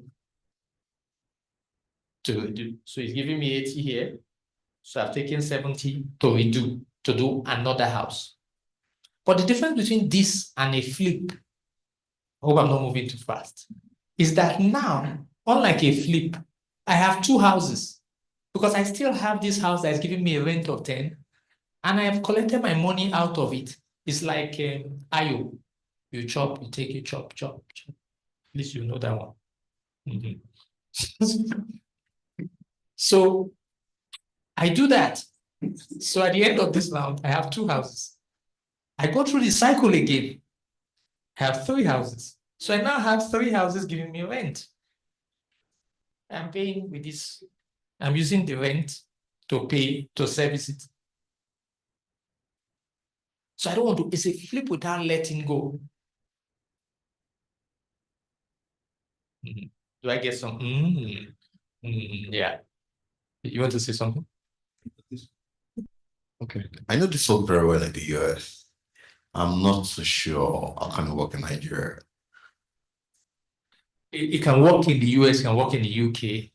Why it has a challenge in Nigeria is because of your interest rate. When we go into gearing and mortgages, you will know what can work in terms of finance. The issue, the challenge is this refinance. The thing is to hook here. I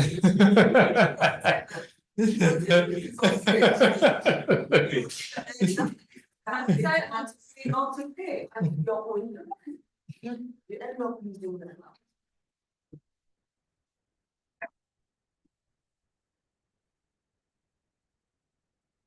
Okay, so there are a few things you need to know.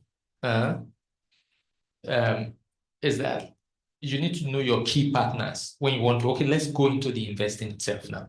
What's the strategy? For every place anywhere in the world, you have to have your local on the ground agent. Stop thinking you can do everything yourself, especially when it's not your full time. You are not taking it on as full time. You need an agent. Your local on the ground agent to help you hunt and manage the house. You need your attorney or QS, or depends on the size of what you are doing. You need your lawyer to help you close out the deals. You need a local tax advisor, especially when you are a non-resident in that country. Then you need your banker or financier that will provide you the financing. So those are the key partners you need when you are dealing with global real estate investing. But you have to remember when negotiating some strategies is that you are weakest when you make up your mind too early. When they see horror in your eyes, you are not likely to make a good negotiation. Be careful about paid agents and advisors. When an agent is selling you his own house, it is always perfect and it's always the best deal. And when a bank is selling you their own rejected property, it's always too good to be true. So be careful. Then it says, don't take an average deal in a recession. Do not take an average deal in a recession because you are the one that has cash and everybody needs your cash. So you cannot walk away with normal price. You must get a desperate price. Some people say hunt for vulnerable population. He has just lost his wife of 50 years. He's sad, so he needs to leave the town. Yes, it's a good investment because he's going to sell it. He's not interested in the private house. Or she's so happy she has been praying to God for a husband and the man has come and is in Chicago. Anything she sells it for. So some people just specialize. That's how they hunt for houses. Or you think that people just get good deals by just doing it. No. Some people just hunt for those type of things. They are looking for widower. They are looking for marital excitement. They are looking for this type of thing. Yes. That somebody has been traumatized, that two people have died, that yes, okay, that's the house they are looking for. Because they will sell it for any price. So that's negotiation. But how do you hunt? You choose your country of interest. Then you have to understand the nomenclature. Don't force your own culture because some countries, the definition of bedroom. When I got to Paris, I found out that 2-bedroom is not 2-bedroom. Yes, 3 bedroom is not 3 bedroom. Yes, the living room is counted. So, so it depends. So it's a 2 PS, 3 PS. No, it's not. That one is also part of what they are counted. So you must understand the culture where those who use square foot and those who use square meters. But here, what do we use? No, we use bedroom. When you are looking for a house, you're not asking for square meters. You're asking for 2 bedroom, 3 bedroom. I mean, you will no, you just look. We do bedroom. We count bedroom. We sell and rent houses by bedroom. But that's a different culture. It's not that it is bad, but that's what it is. But the construction, they construct, those who do the construction, they look at square meters. So people can use square meter to confuse you. Bedroom. Then it says, you have to choose your city of interest. Study the chosen location well. Never go too far from your money, or your money will go too far from you. So make sure you have a way of getting in touch with where your money is invested. It's easier to invest abroad because there's a census of building this. Yeah, you don't even know where the house is. Not everything is really well numbered and documented everywhere. So you have to be near. There was this land I was looking, I had invested in Kodu, and they had tried to shaft me. So they now called me for a settlement conversation one evening. I said, I'll go to the bush in the evening. I looked at the price of the land. I looked, okay, the money I had put in there had almost moved up by 5 times, but it was not up to 1/5 of my life. So it was okay for the matter to be settled on phone, and even if I lose, it's okay. Fight another day. So you have to look at such things. I remember when I bought my first land that was around after Songo, it was 1 acre. 1 acre. Because they always tell you buy land near Dangote, he will come. Dangote will pass by you and go to another place, but we are still waiting for him to come. So we went to buy, they say Winners University, many things will come, it will be very big. So okay, I bought the land. But now looking for how to get to the land. You have to come down and carry your car. There's a stage where your car carries you up to, then you now have to come down and carry the car to go, that kind of place. Then we spent about 100 and something K to buy that land, but they did not tell us how much it would be to fence it. Fencing was the problem. Then after we finish fencing, they now say, how do I secure the land? We have to employ Megad every month. And I'm waiting for this land to become valuable. I'll be spending the valuable money on the way. So you have to be careful about some of these. That's your first land. Resist the urge. Resist the urge. It must. When you go real estate, you have to have some form of real money. You don't do real estate with crumbs. You don't use teaspoon to flush toilets. You will waste a whole drum of water and you will not achieve any success. You have to pile the water to be up to a bucket. Yeah, you know this. You went to boarding house. So you have to look at things like in the town, you have to look at things like the employment rate and transportation in the city. I remember I spent a few years studying in Paris, what you call the Greater Paris Project. People studied the HS2 in the UK, the high-speed 2 rail that is going to link places like Birmingham and go to London at half the distance, half the time, those kind of things. The Crossrail, which is the Elizabeth line, we've been studying it like 5 years before the thing came in. Because once you put it, it means that somebody in Abbeywood suddenly starts to enter Central. It changes the game. So the prices of those houses in that area change. So those are the things that people look at. People had already planned for the Paris Olympics 4 years before. They had positioned themselves in terms of real estate. This is how people think. You understand? So infrastructure, transport, that's the real evidence. It's not a story. Do you understand? It's not about the story. People like this, Lekki will be this. No. They are constructing the Lagos-Calabar coastal road. Are you discussing politics, or are you asking yourself where it will stop? Where are the points? Where are the strategic points? Where will government build and government not be able to finish that you can enter? They are doing the blue rail and red lane. You are thinking PDP and APC. No. There are train stops going to create need for car park. If people start to use light rail to move from Ikorodu to CMS in 35 minutes, then they want to drop their car somewhere. Who should buy the land for the car park? Who is going to create, who is going to take a shop there for people that want to take fast food and enter the train? Who is going to think of the payment system that these people are going to use?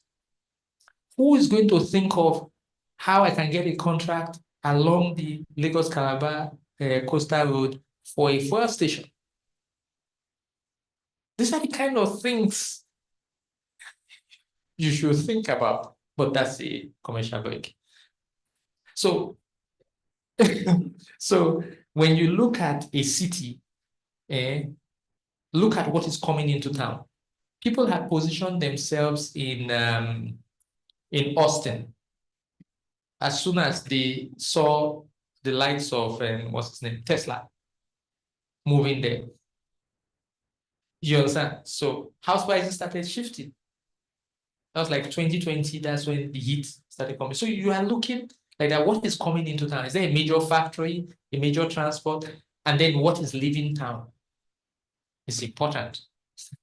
When some people in coal miners town and the coal is going and they are packing up, those people that were doing business in Ogoni land before Shell closed, all those kind of things. You don't want to go to a party when it's time to wash plate. Sharing worry. You want to buy the airport. It's now you want to. so you need to study the town. There are some places I only invested after 10 years of study. I can tell you that. Some 5 years, some less than that. But I don't go to a new place without studying for like 2-3 years. So there's a lot of work behind the jobs that you think, the kind of investments that you think don't need work. You're just looking for somebody to tell you, you will not be riding on somebody else's success. No, it doesn't work like that. They will tell you like my fish farm something. You will enter something fishy.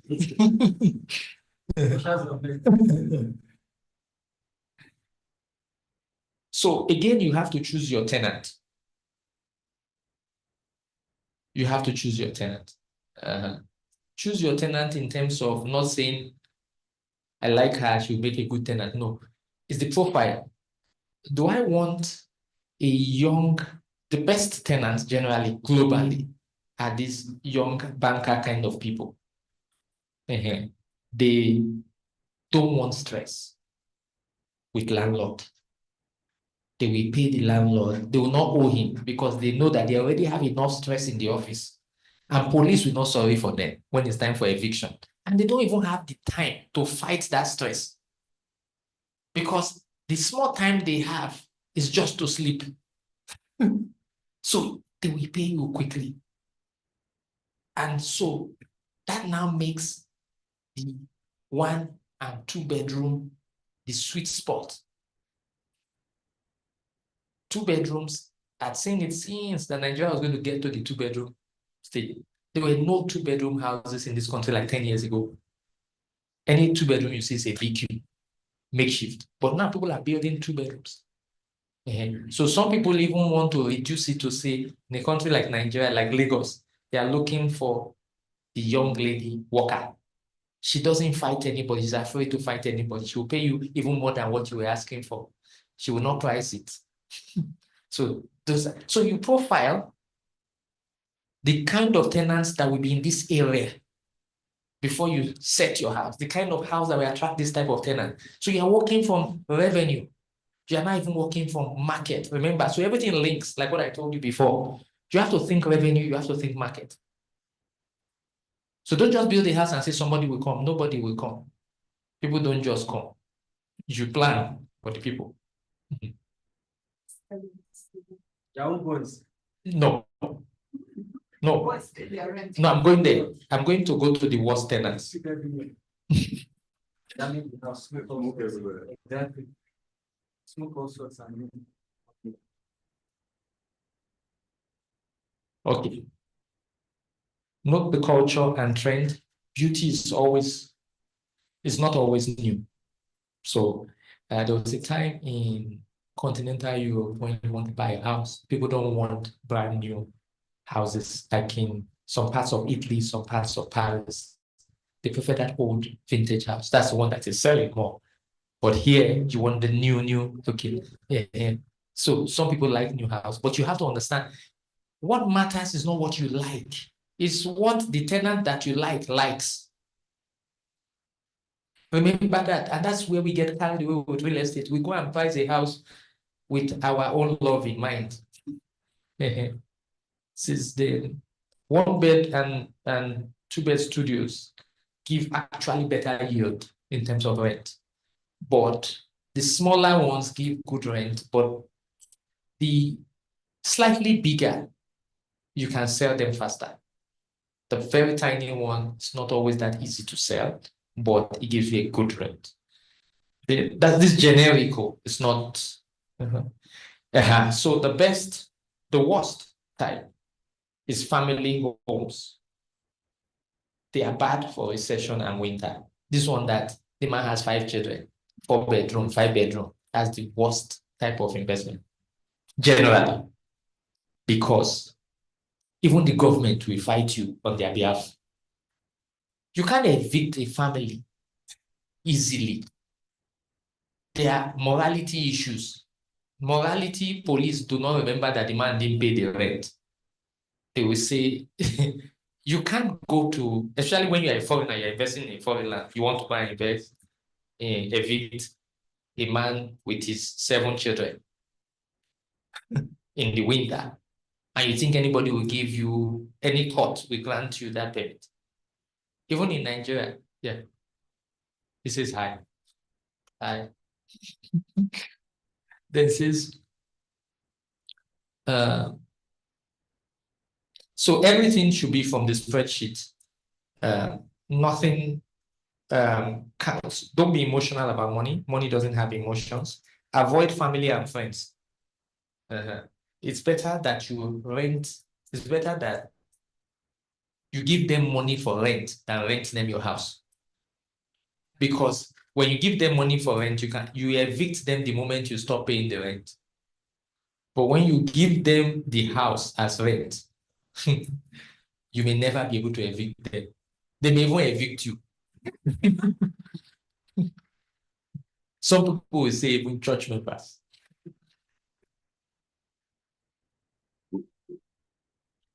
So you have to know the rental yield, and in different parts of the world, like Nigeria, generally rental yield is somewhere around 5-6%. It's not very great, but you go to continental Europe, it's less than 5, UK 6 to 8, America you could get up to 8 to 12. So it all depends. But let's just quickly touch on gearing and borrowing. How does borrowing affect your investment?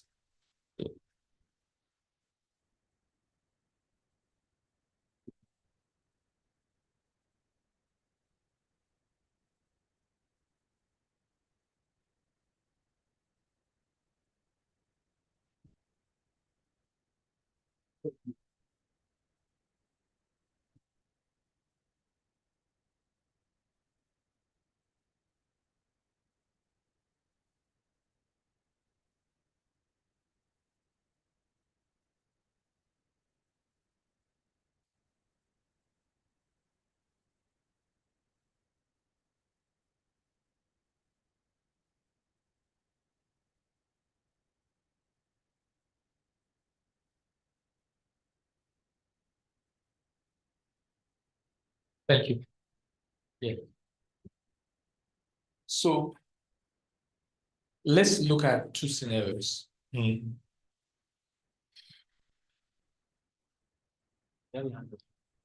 Let's look at two scenarios. We have a house that is maybe 100K. You have cash.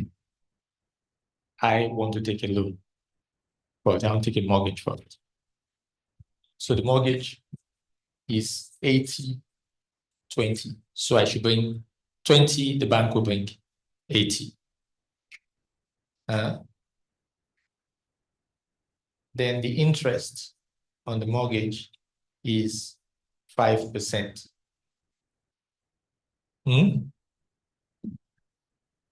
What else do we need?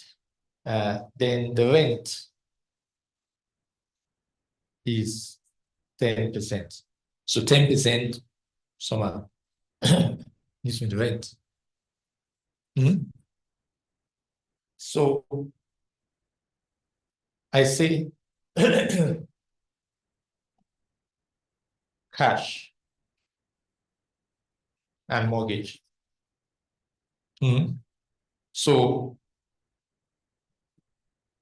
price, that is the house. What do we call it? Cost, okay. Cost price. I spend the 100.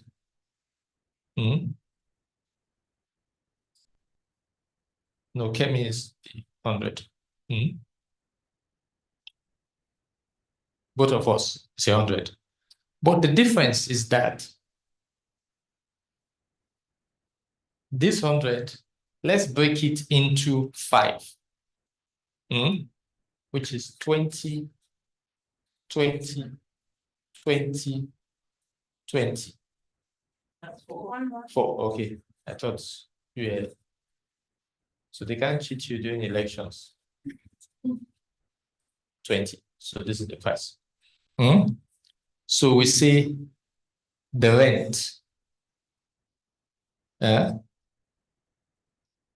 is 10%. So the rent is 10 here. So the rent is 2, 2, 2, 2, 2. So this is equity. This is loan.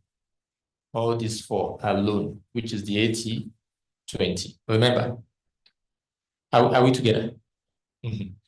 So we now say there's an interest. So she says she will use cash, so no interest for her. So this first one, my own equity, no interest. But this one, what is the interest? 5%. What is that?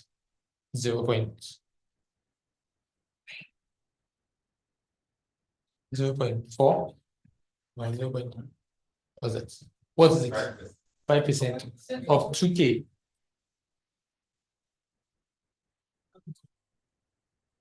$0.1.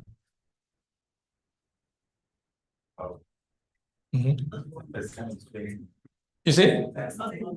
2,000, right? Yes. Yes. No, I'm talking about the interest, 5%. 5%. So it's 5% of 20. So it's 1. Okay. 1. So this is 1, is 1, is 1. All these are borrowed. So they are all paying interest for these ones. So what do I get here? What does he get here? 10. What does he get here? 2, 1, 1, 1, 1. If you are confused, let's stop here. Well, okay. Yes. Well, explain. The last line, what's that?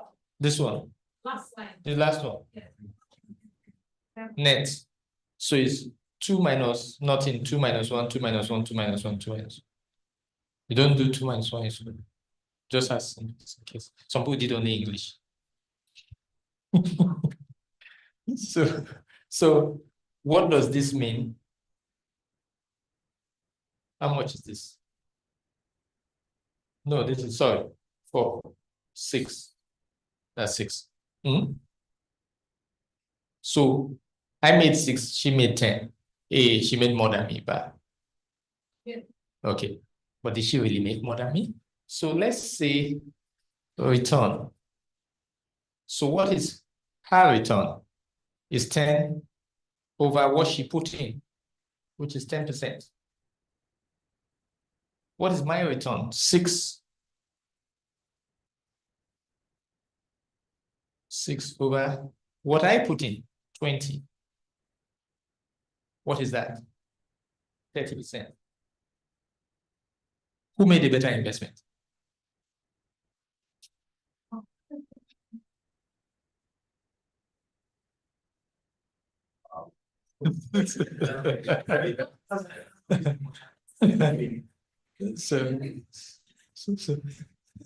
So is this simplified like this now? Okay. Okay. No. Let's everybody. We won't leave till the last person gets it. So explain. Wait. Do you understand? Okay. Yeah. Can you just quickly run through it? Let me just do it one more time. Okay. Kemi is conservative. She's come from a Christian home. They don't borrow. They say the Lord will make her a lender and not a borrower. So she doesn't want to borrow. For me, I'm saying that, yeah, I give the Lord more tight because things are tight. So Kemi, both of us see the same house. It's a twin duplex. So she takes one side, 100K. It's 100K for both of us. I go to the bank and say, I want to take a mortgage. So the bank says I should bring 20K, they will give me 80K. So for Kemi's own, it's simple. She puts the same rent is what's applicable in that area. So the rent is 10% of the cost. So Kemi gets 10K a year as rent. But Kemi does not pay any interest because she didn't take a mortgage. So I get 10% rent. So 10% of 20 is 2 for my own part. So I break it into parts. I say, for my part is 2. For the bank's part, it is 8. Or we can have used 80 for the bank's part. So it's 8. That's this thing.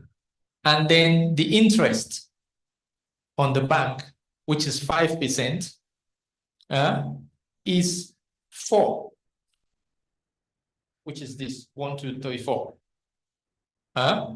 So even though I am making a rent, I'm getting a rent of 8 from the bank's share, I have deceived the bank. I'm only giving him what he signed in the contract, 4. So I'm using the bank's money to make money for myself. You get what I'm saying? So that is this. Do you get? So the 8 is getting a rent of 8, but I'm only contracted to pay him 4. So I'm making 4 from his own share, plus my 2 on my own. So it means I'm making 6. But how much did I invest in this deal to start with? Only 20. So I'm making 6 from me and the bank from 20 that I put. So it means 6 over 20 means I'm making 30% of my investment.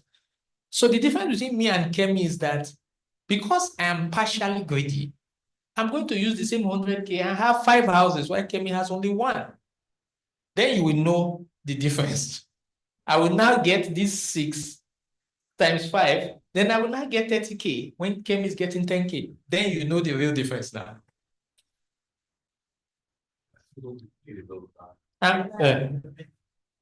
I don't have to. Yes, I can do an interest only. I just came in there to get cash. What's my own? Is it my money before? If you have one mugu that you can be milking all the time, why do you want to set him free?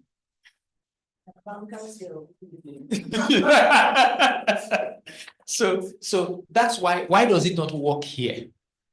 What is working there is that your return is your rent is 10%, your interest is 5%, so you are making a spread. But when your rent here is 5% and your interest is 20%, it doesn't pay you to do a mortgage. Because is to buy, I want to own a house, I want to own a house. Use 5 years of rent to pay the interest for 1 year. You have not still owned the house. Because the average rental yield, every 100K house, 100 million naira house here is 5 million naira rent. But it's 20 million naira to pay interest. So you'll be paying interest for 4 years worth of rent, or even 5 years rent in some cases, but you've not even started paying the principal. And you're providing yourself as a landlord. I always say, buy what is profitable, rent what is comfortable. Buy what is Profitable, rent what is comfortable. A house is an investment, not a monument. You want to touch it all the time. How many of you have bought Nigerian brewery stocks? Okay. Guinness, GTB. Okay. Do you go every day to go and be touching GTB? Say it's still there. But why is it that when you buy real estate, you're looking for how to, you want to see it? These days, you just see the money that enters you. That's enough. That your rent is giving you a lot. That's it. That's the mindset. And I always say the lover's decision in real estate. If you want to buy a house for investment, don't go with your lover. They'll be telling you how they like the kitchen, how they like this thing. No. They are not going to rent it from you. If you want to buy a house to live in, don't go without a lover or your lover, because you waste your time. You still buy that one again. So you have to know. So this is, yeah. Another thing, the last thing, normally I usually have a special class for real estate. It's different. So I have to rush now because they're about to drive me away from here. It's taxes. People use these things to plan taxes. So let's say, she made 10% profit. She made 10K profit, I made 6K profit. So before I am charged for my profit, before she's charged for her profit, she just wiped what percent of tax, you just wipe it. But for me, they consider my interest on the loan I took and they reduce it from the taxable amount. So I pay effectively less tax. So what is happening is that two people are helping me to own the house, the banker and the government, when I take a mortgage. But you are owning the house by yourself alone, so you're taking all the liability. So they are helping me with the liability. I'm enjoying the asset. So that's part of where taxes play an advantage. So does that tax situation apply in Nigeria? Yes. There's interest on loan on owner-occupier house. And the new tax code coming in is talking about developed house. Before, there used to be the argument whether owner-occupier means he just bought the house. But what of the people that are taking loan for a house that has not been built? So with the way it is worded now, it will stop that argument. But that old argument, if you are lucky, you meet the nice person in the tax, this thing, they will allow or they may not allow. So all those kind of things. So yes, it reduces your taxes. So if you have loan, if you have mortgage, go and put it inside that thing that is closing this month, your tax filing, put your mortgage inside. But they did not even limit how many houses. This thing started, I think it's IBB's time, when people were being given money to buy a house. So some people wanted to buy a house even in their hometown to relocate. So they gave them tax concession, tax waivers for that. So it does apply. Another trick again, there are many complex, very interesting tax tricks. What some people do outside of the country is that You have to look at, sometimes it's advantageous to spread your investment. Sorry, this is the last lap. It's advantageous to spread your investments to different countries because some countries have a minimum threshold. So if you invest in the UK now, your tax rate in the UK is driven by how much you are earning in the UK, not how much you are earning everywhere. So you are living in Nigeria, you're not living in the UK. So how much is your rent? Your total rent is 10K. So you fall below, so you are seen as a 10K income earner. So you fall below the tax bracket. If you are living in France, you are on the lowest. If you are living in America, if you're investing in France, it's like that. If you're investing in America, it's like that. So you are not considered as your whole income. You are considered as just an average American that only makes 10,000 or makes 20,000. So you get a lower tax bracket. So then some people are looking at different types of vehicles. So a limited liability vehicle, that's why I say you have to look at the country. Limited liability company in Nigeria works like that of the UK, but it doesn't work like in America. America, you call it LLC, or there are other complex versions of incorporation, but just the basic LLC. For an LLC, people incorporate an LLC not because they want to protect themselves from taxes. No. In the UK, they do it largely for real estate, they do it largely to protect themselves from taxes. They do it in America because America is a country of lawsuits. They sue anybody, they even sue you for this haircut. They can sue you for anything. So you see a tenant, he will kick a bucket and he will sue you as if he kicked the bucket. So, but in the UK, it's different because the tax rule, there's this section 24 that came in around 2020, 2021. So the tax rule shifted this interest you are talking about.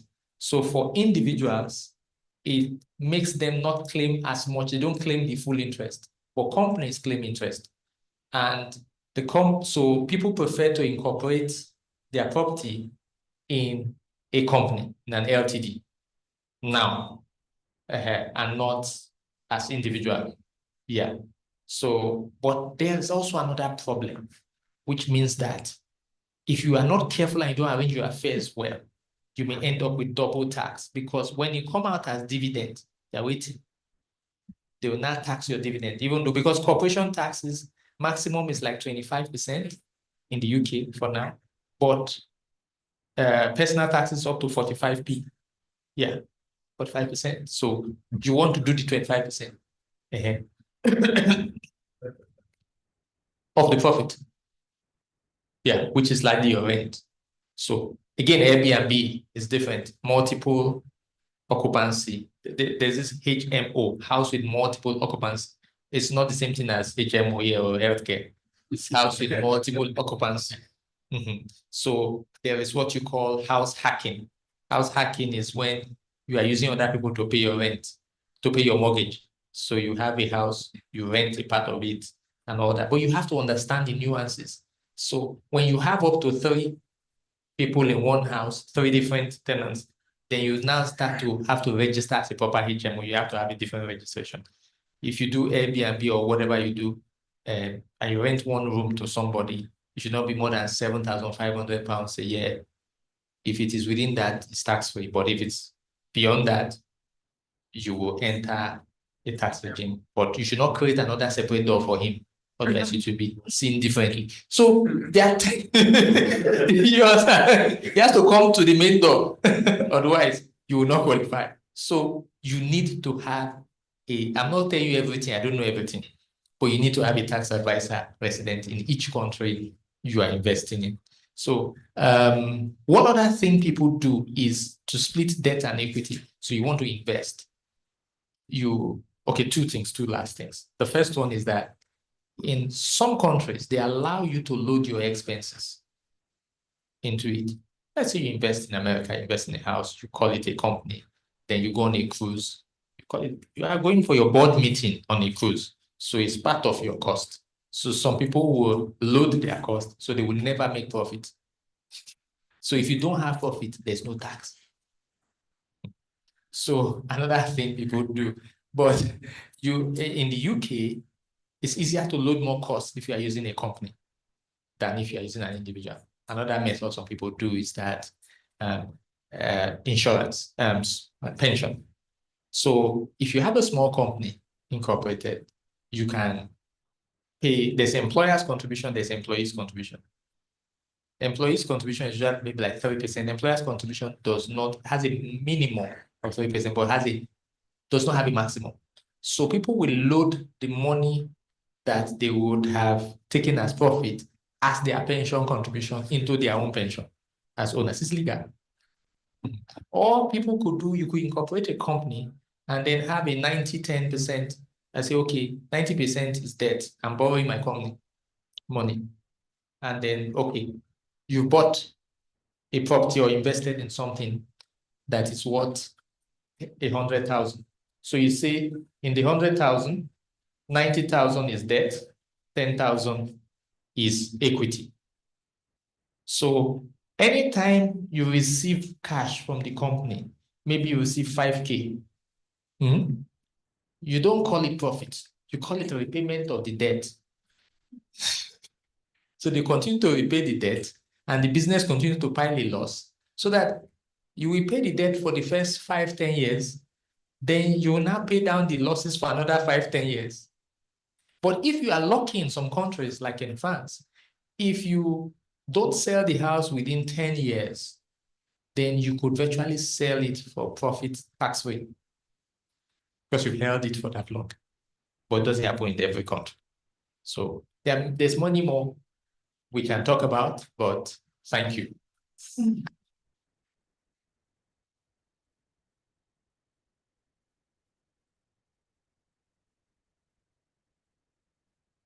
Okay. Oh, there's a question.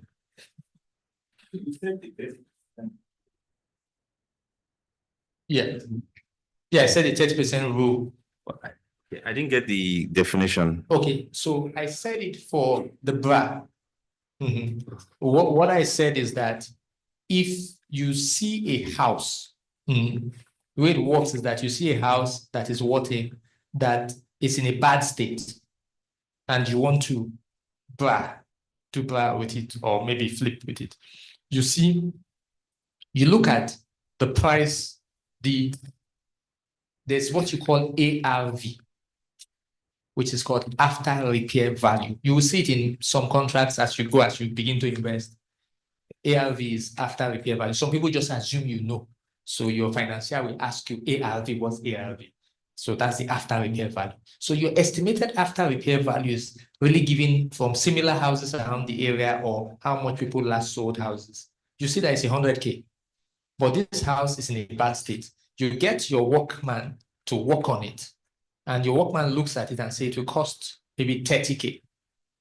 So the 30% rule says that your total spend in acquiring that house must give you a 30% profit.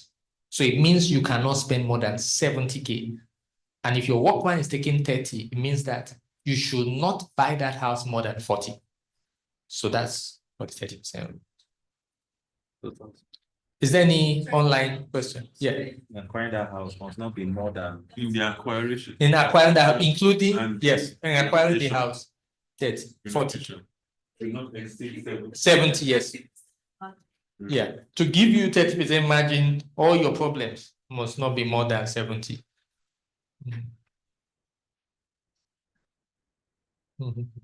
ARV, after repair value.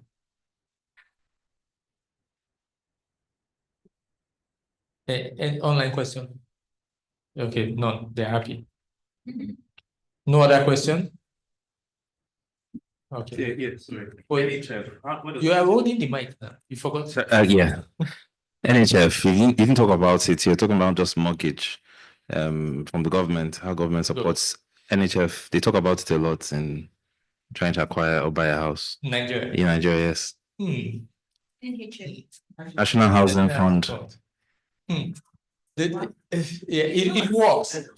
It works. But the only challenge is that the house prices today have made it look like a very little contribution through a stressful process. So there's a maximum, I think, about 30 million or so. The maximum was increased. Oh, it's now 50 million. So okay, Jimmy wants to give us. Okay, contribute.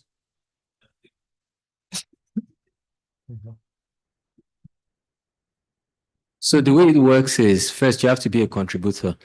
So you can't draw down if you don't contribute because others have been contributing. Okay. So first you have to contribute. That's one. So just see the NHF as you want to buy a house in Nigeria today. You know, he was talking about, remember when he did the 20-20-20, and the 20 is your equity.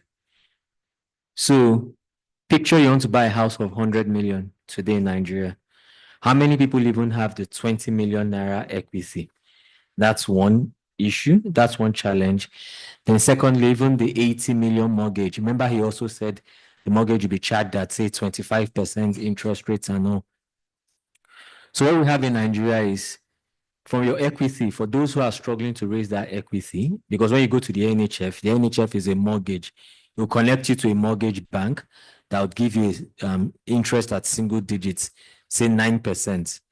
So first, from your equity, what you can do is draw down from your pension fund. So if, for instance, you've raised, say, your pension fund, your pension pot is now 50 million, right?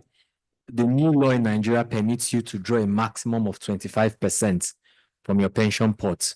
So that equity for that 100 million naira house, you can part finance it from your pension fund.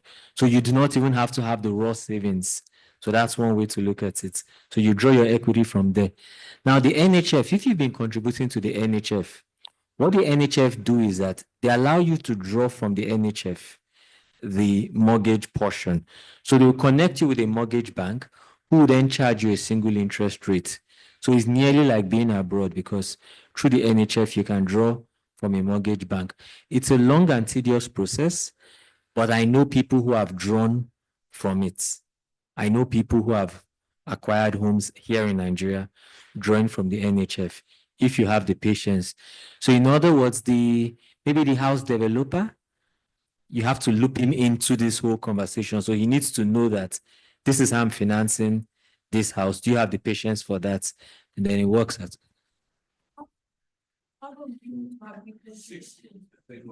Just 6 months. So what in some organizations, some organizations do not contribute.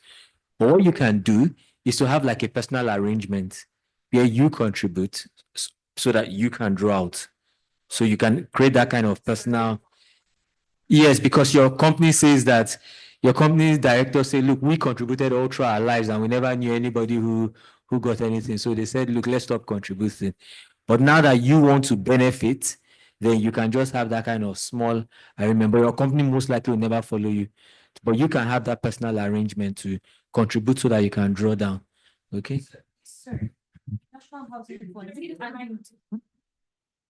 the National Housing Fund, is it like you can approach them as an individual or is it as a company? I'm trying to understand that.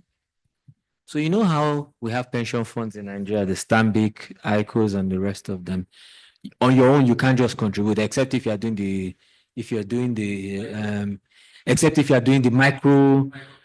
micro pension. Okay. So the NHF, for so many years, Nigerians were contributing into it, and nobody was drawing out. So money was going in, money wasn't coming out. But there's a law that everyone should contribute some little percentage. But after a while, everyone said to themselves, we're all putting money into this thing, but no one is able to draw money out. So everyone sort of voluntarily started walking away. And because the NHF too, they had a bit of conscience that we've been taking money and not been doing anything. So they couldn't enforce it to say, hey guys, you ought to contribute. So it just went quiet. But after a while, there was a resuscitation. But still, they couldn't enforce contribution. So now it's like an incentive system. The incentive for contribution is that you can draw from it. But you probably will not be able to convince your HR or your MD that let's go back and contribute into NHF because your MD has traumas of NHF, maybe when he started working. However, there are scenarios where people can quietly go to the CFO, quietly go to HR, or even quietly go to NHF themselves to say, look, I want to contribute. But of course, in 6 months, you want to draw down. So you just run it on your own PIV, Yes, your company won't carry you the most likely.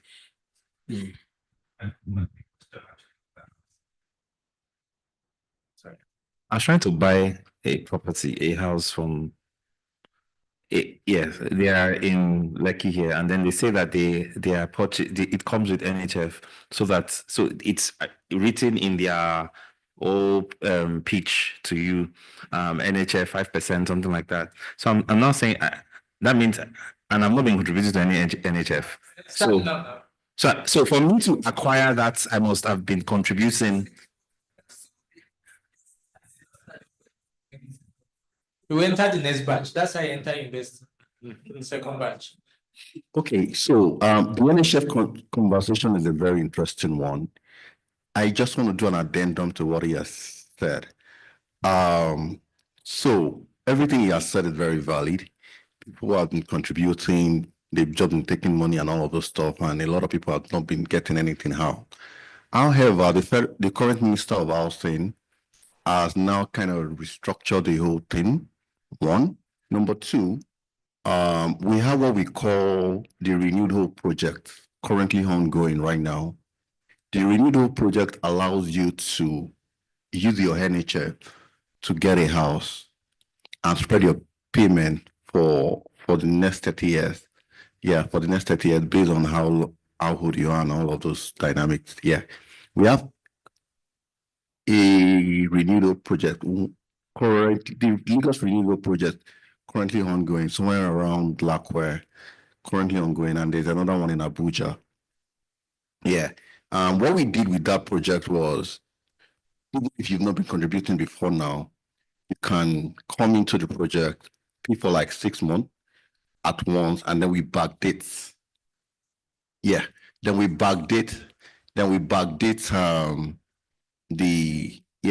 the payment to then start reading. So your 6 months start right now. Yeah, and then backdate it, and then it starts reading from now. From now, that's one. Then number two, the NHF is the only single digit interest mortgage we have currently in Nigeria. Every other thing is above the roof and all that. Yeah, I wouldn't advise anybody to do mortgage. Yeah. But if you get the NHF, it's the only single digit mortgage we have at the moment in Nigeria. And it's one per person. So the project we are working on is called the Renewed Hope project. So it's a partnership between the private developer, one, then the Federal Ministry of Housing, then the Federal Mortgage Bank of Nigeria. The three partners, at one building. So we have 2-bedroom, 3-bedroom, and a 4-bedroom duplex. You're going into a commercial. Absolutely.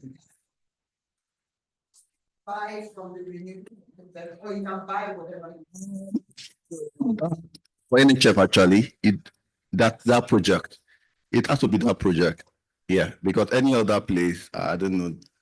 So from what I'm understanding, for this Renewed Hope project, obviously there's a minimum that you must put in. That is around 10 to 20% Of the property. of the property. Okay, but for any, for 2 and 3 bed, for the 4 bed. okay, but if I were to approach NHF for any other thing, is there a minimum amount I need to be contributing every single month? I think it's tied to your salary. Your salary. It's a percentage of your salary. From your salary. It's not. But just to state one thing, because of the experience of 1 or 2 persons around me. So when we do this NHF, it's tied to a mortgage bank. NHF won't give you cash directly, right? So what they do is that there's like an on-lending program. They'll give it to a mortgage bank who would pay the developer. So we need to be careful about the mortgage banks we use as well. Because I have a colleague who ran this whole program, and eventually the mortgage bank went down. So his own equity contribution in the mortgage bank, everything. So exactly. Yes, the mortgage bank is licensed by the CBN, but somewhere along the line it went down. So now NHF hadn't even given the money yet. But now he has lost his equity. Remember I said there's equity. Remember what he showed us, the chart, 20, 20, 20. So 20 is the equity. So picture that as 100 million. So that first 20 is your own equity, right? Which the person has now lost. So also try to use a reputable mortgage bank, right? Just to mention that.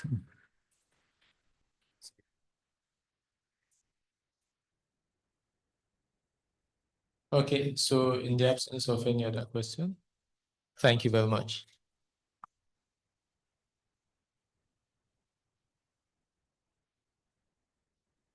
Thank you so much. If we leave Mr. Louis, I'm sure another 2 hours. It's like a well that just keeps giving.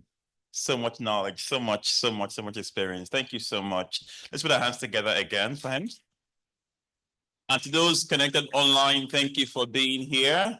I know a few people, love it, Pastor Nigel, a few people have been actually making contributions and talking about the same thing and sharing their own knowledge as well. Really grateful for your contributions. And so this has been really, really good. Has anybody gained something today? Excellent. I'm sure those online, if you've gained something, please just leave a word. Whatever it is, just say something before we leave tonight. I'll be going in the next 1 minute. I have one announcement. One major announcement for those who are connected online, or this is their first time ever being part of Hills Business Masterclass. This is organized by Hills Business. Hills Business is a community of like-minded people who are in search of doing the will of God in the marketplace. Just looking to advance, looking to get better based on the will of God, and not looking for ways to cut short, but also to establish the will of God and to do as much as possible and advance, not just it's one thing to be in a place and another thing to make impact, right? So we want to make sure that we make impact that is felt in the marketplace. Every single one of us is part of it. So that's the reason for what we're organizing, the masterclass, the business breakfast, the business conference. And in a couple of weeks, we have the business conference coming up. And it will be really, really wonderful. Today we had our third speaker confirmed. We announced them on Sunday. And absolutely brilliant people. Some of them that have never been here before. And they will really, it's going to be really mind-blowing what they all plan. The theme is Mind Deep. And they'll be speaking from their wealth of experience, what they plan or what they've done, as well as what God is looking at us achieving in this season. It will be really, really wonderful. So if you've not marked your calendar, it's the 5th and 6th of April, Saturday and Sunday, not just a day. This is a 2-day conference. On Saturday, we'll be at Wheatbaker. Wheatbaker is in Ikoyi. And on Sunday, we'll be at Radisson Blue. We'll be there from 9 a.m. On Saturday, it's pretty much all day from 8 a.m. all the way to about 3 p.m. We'll give more details in the next few days, but it will be really, really, really, really good. So please don't miss this for anything. Mark your calendars and plan to attend. All right, that's it for tonight. Thank you so much. Online audience, thank you. Those who are here tonight, thank you physically here tonight. This is our first hybrid meeting, and I thought it went very well, right? Excellent. So thank you. Have a great night and God bless you.